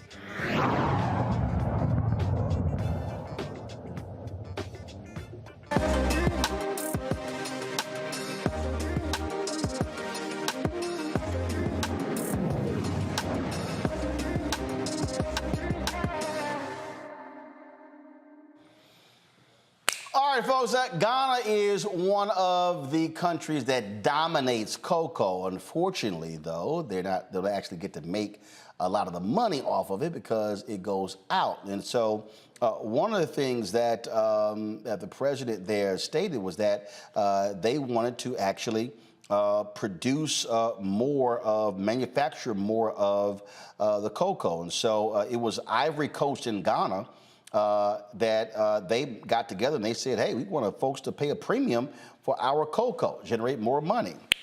Well, it's not just so, it's not always about the Swiss when it comes to making some great chocolate. There's a company called Cocoa Asante that Bill Livingston founded in 2018 after experiencing some chocolate while traveling abroad, and of course wanted to, Ella Livingston, my apologies. Ella Livingston founded Cocoa Asante. He said, you know what, hey, let's bring this to the United States. Ella joined us from Chattanooga, Tennessee, and is the CEO of Cocoa Asante. Glad to have you on the show, Ella. So this is interesting here. And again, we talk about chocolate, we think in terms of Hershey's, we think in terms of Swiss chocolates, but without two African nations, you don't have cocoa. Exactly. And a lot of people don't realize that, but literally 70% of the world's entire cocoa supply comes from Ghana and the Ivory Coast. And look, you've had those two countries where the leaders have said, wait a minute, why are we people taking our cocoa, taking abroad, manufacturing, and then selling it back to us? We should be able to make money from it. And so this is an example of you creating a company saying, let's have, people of color, people of African descent, making money from cocoa that's coming from Africa. Exactly. And so that's been my goal since the very beginning. And so essentially what we're doing is right now we're making the final product. My goal is to become bean to bar, which means we're going to manufacture ourselves. We're going to do that here. And then we're going to, as we grow, we're going to move manufacturing back to Ghana. That's going to allow us to have an even bigger impact. Because right now the farmers receive literally less than 6% of all the revenue generated in the industry. And it's completely unfair. And in my family, my cousin who manages our farm, he has to have a full-time job just to make sure his family is okay. And so we want to make sure we're taking that process back home, making sure the money flows back home, making sure our farmers are paid more, and those who are manufacturing back home are also paid adequately. So let's walk. So this thing really blew up when TikTok food reviewer Keith Lee tasted your chocolate and sent out to his 11.2 million followers. And boy, that really put y'all on the map, huh? It really did. It was so phenomenal. Sometimes I still pinch myself because I can't believe it, but he gave us such a great reviews, and he's known for not loving sweets. And literally, once he posted that review, 33 minutes later, we sold out of all of our inventory online. We put everything on pre-order, and people just came and supported. We were able to do numbers. We were able to do more than what we did last year within the span of maybe a week and a half. Wow, that is awesome there. So, all right, so first of all, so when you say where y'all are producing it, you're farming it, where is that actually taking place? So right now we don't have, just to be like completely transparent, we don't have the direct connection with Ghana. So becoming bean to bar means I'm going to have the equipment to be able to process it myself, source it from my family's farm. Once we do so, we're going to be one of the few companies in the world, chocolate companies that is fully vertically integrated like that, where we're sourcing from our very own farm. Your family's farm is located where? In Ghana, West Africa. Got it. So what area of Ghana? So we are in the Bompata, Kumasi area. So Kumasi is like the second capital of Ghana. Yep. And so we're like about 40-something minutes from there. And we have numerous plots of land kind of all over that region. Gotcha. All right. So y'all have land there. How large is your family farm there? Oh, my goodness. Some of the farms are about 25 acres, 40 acres. Some of it is 10 acres. We're actually still surveying some of our land to make sure we're putting boundaries and we're able to account for all the land that we do have. But we have numerous acres all over the area. Wow, that is pretty cool there. And so your plan is to grow your cocoa there in Ghana, and then what? Ship it to the United States to manufacture it there in Tennessee? Yes, and manufacture it right here in Tennessee. This is a goal that we want to accomplish this year. Actually, we're looking to raise funds to be able to do that. And now my family actually currently already cocoa. So some of our farmland has been growing the plant for over 100 years now. But of course, I would love to expand that. Gotcha. All right. And so in terms of where your product's being sold now, are they in stores or only online? Majority is online. If you are local to the area in Chattanooga, Tennessee, you can find us at some independent owned grocery stores. We are working on kind of making it into some of the more nationally known grocery store chains, such as Whole Foods. So hopefully people will be able to find us, everywhere they are within the U.S. But right now, directly from our website. Let's see here. Let's go to my panel with questions. I will start with Randy. I just love that you are finding a way for us to grow our economy and keep the money within, the African diaspora. That is just powerful. What is the feedback you're getting as you're talking to, I'm sure, I don't know if you're talking to other farmers out there, but what is the feedback that you've gotten? It's been positive, honestly. When I spoke to my cousin, he's the one who manages all of our family farms. And I told him, when you give me, when we make that transition to be bean to bar and you give me the price, don't try to give me a discount, because he has tried to give me discounts before. And I was just like, just charge double. Whatever you feel that number is that'll make it okay for you and your family. That's the price I want you to give me. And so to hear just how happy he was to receive that, it brought me a lot of joy, because that's how it should be. You shouldn't be struggling when you're working full time on a farm like that. I love that. I love that, because sometimes we can ask each other, like, man, can I get a hookup? So I love that you're going to pay him fairly. And that's how we build our best community. Congratulations to you. Joe? Thank you so much. Kind of a related question. Are you finding that through your family and or through your business, you're getting a window on other industries where the same needs to be done? In other words, there needs to be more that actually ends up in Africa, that actually originates there. And are you finding that you're having, partners on this journey that are doing parallel things as it pertains to other foods or other products or things like that would come from Africa? Absolutely. So what I want to do with Cocoa Asante, eventually I want to move manufacturing back home, as I said earlier, and we want to be able to kind of create a model of processing cacao back home that can be not just by, us, but by other people, whether it's Ghanaians or people of the diaspora, or farmers who want to kind of process cacao themselves. And we wanted to spread not just to cacao, but other products. So we are finding that conversations are opening up with other people who are saying, hey, my family back home, we grow this product, or we have this on our farms, how can we apply that to what we're doing? And so I'm hoping to create somewhat sort of a model that can be replicated. Right, fantastic.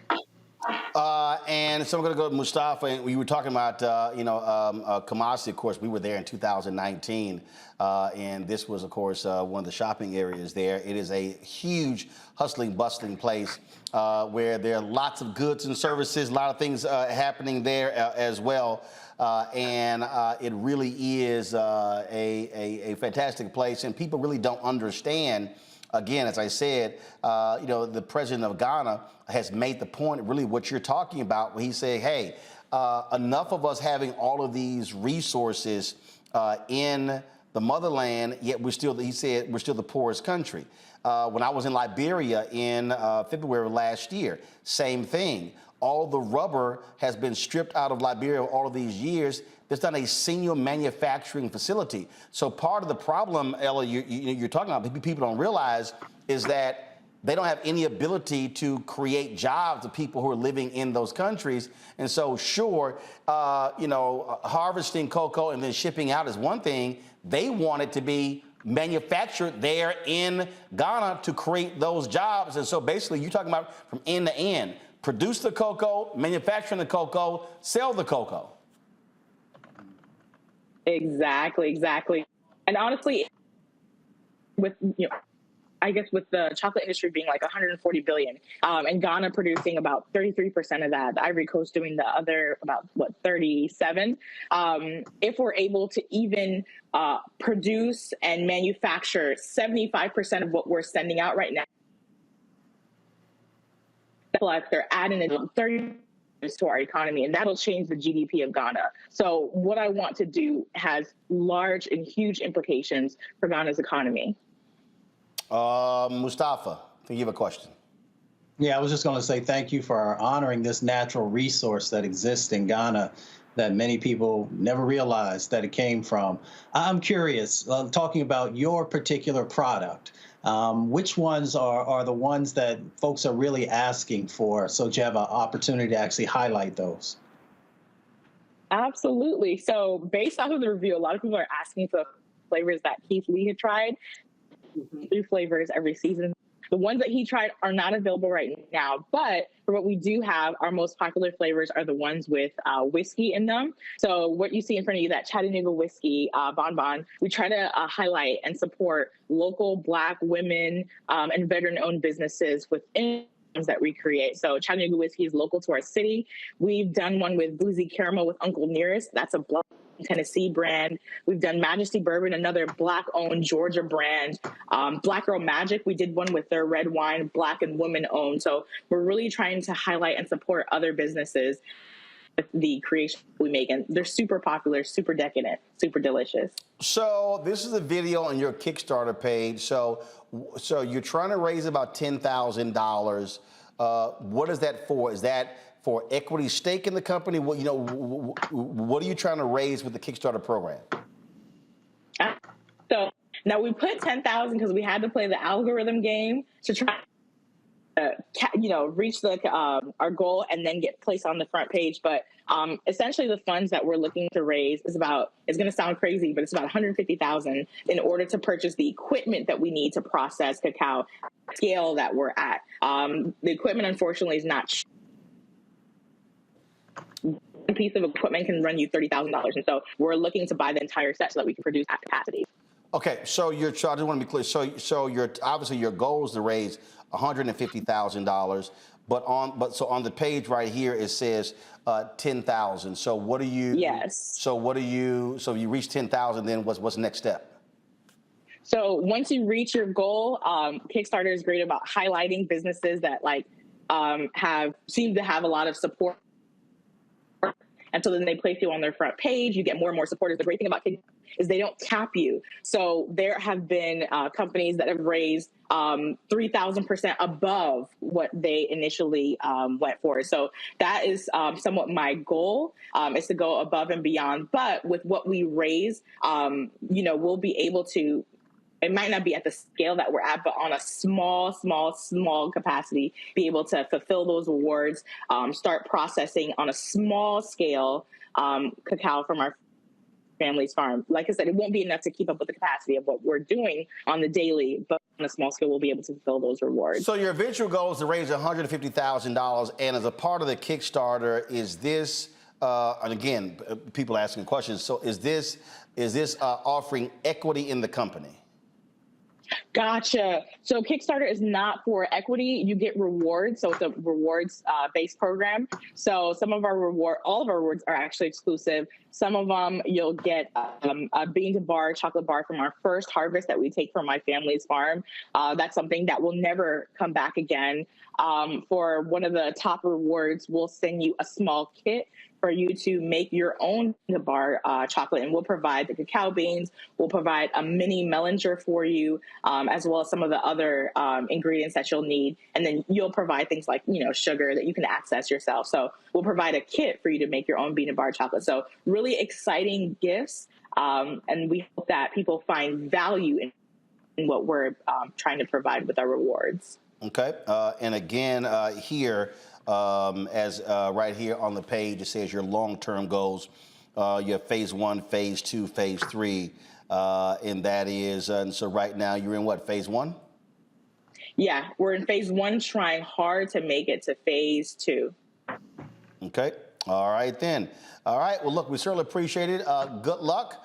And of course, walk people through. You have a discount code for orders for our audience, right?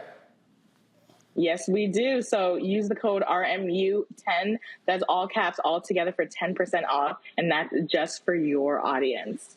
All right, then. So folks can do that. And so two things, they can do that, but they can also go to your Kickstarter. They can just put in Coco Asante in Kickstarter. And again, right now you are at $6,451 pledge of your $10,000 goal. And so go ahead to my iPad, please. And so hopefully in the next 24 hours, you will hit that $10,000 goal. Ella, we appreciate it. Thanks a lot. All right. Thanks for having me. It was an honor. All right. Thank you so very much. All right, folks. Before I go, I tell you, we had three just really stupid videos of people. And so I saw this video, and if you let folk talk long enough, then they're going to show you exactly who they are. And so check out this white nationalist who was not happy and was blocking this brother in a driveway. The state lawsuit. Call and have you towed. Ma'am, He's on where? my property. He's leaving. He doesn't live here. He can't leave until I move, and I'm not ready to move. I wasn't here, but for 30 seconds. I walked in to pick up my daughter. Call who you're calling. You're not supposed to stand or park in somebody's driveway. You were Ma'am, trespassing. it's in front of a building. I did not know. My car was running. My car was running the entire time. No, but I leased that. Okay, that's fine. We didn't know that. What apartment do you live in? 'Cause Don't worry about it. I did not know. I did not know. I didn't park in a handicap. You don't know My how car to was park in running the whole driveway? time. I was here for less than 2 minutes. So I can go to your house I and park walked in your in. driveway? Ma'am, I already apologized. I already apologized.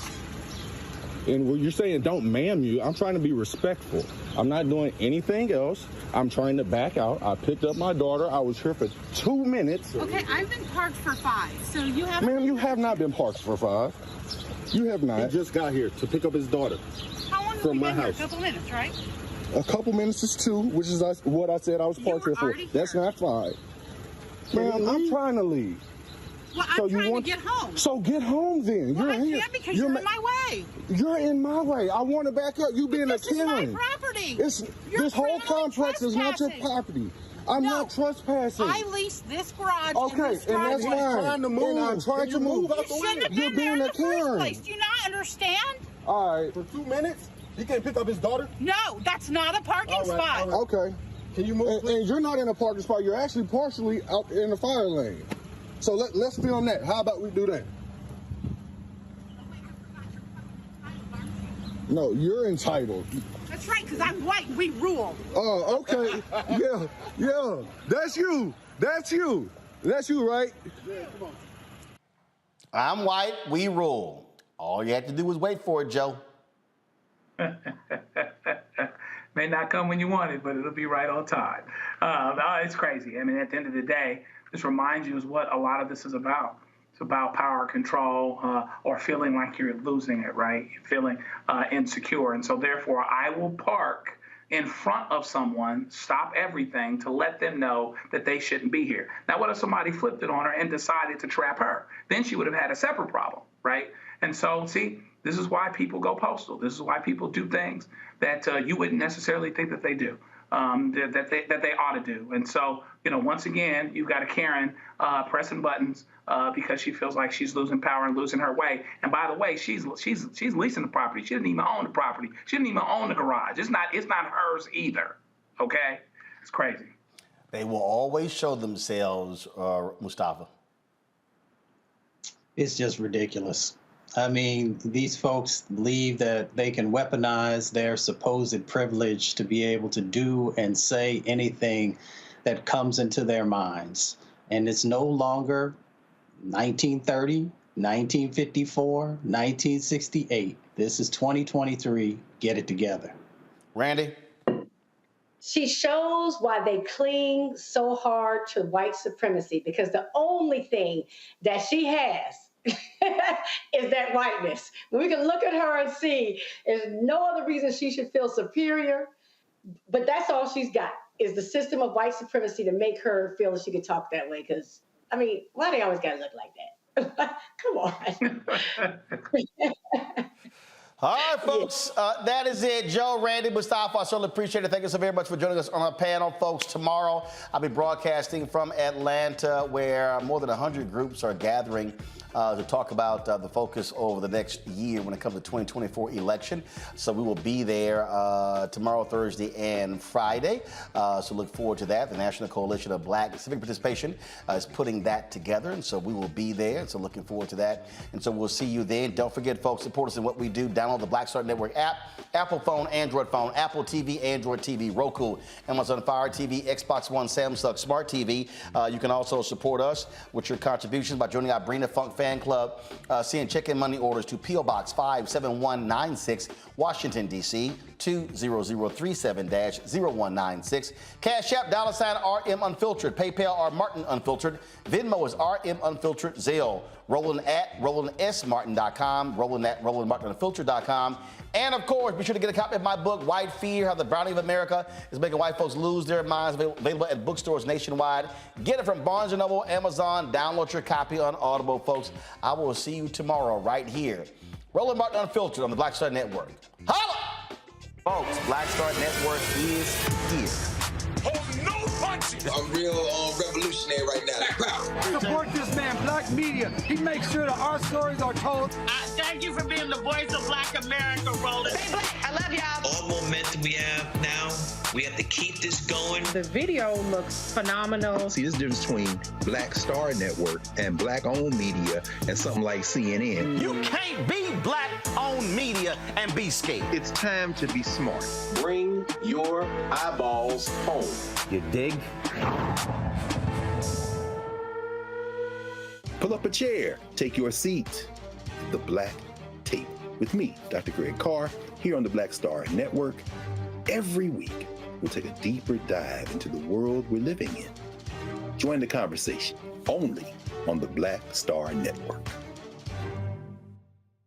Hi, I'm Dr. Jackie Hood Martin, and I have a question for you. Ever feel as if your life is teetering and the weight and pressure of the world is consistently on your shoulders? Well, let me tell you, living a balanced life isn't easy. Join me each Tuesday on Black Star Network for A Balanced Life with Dr. Jackie.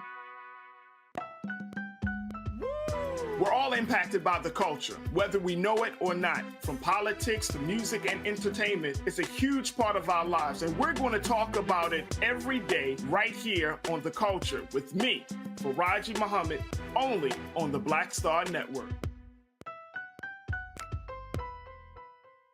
I'm Deborah Owens, America's Wealth Coach, and my new show, Get Wealthy, focuses on the things that your financial advisor and bank isn't telling you, but you absolutely need to know. So watch Get Wealthy on the Black Star Network.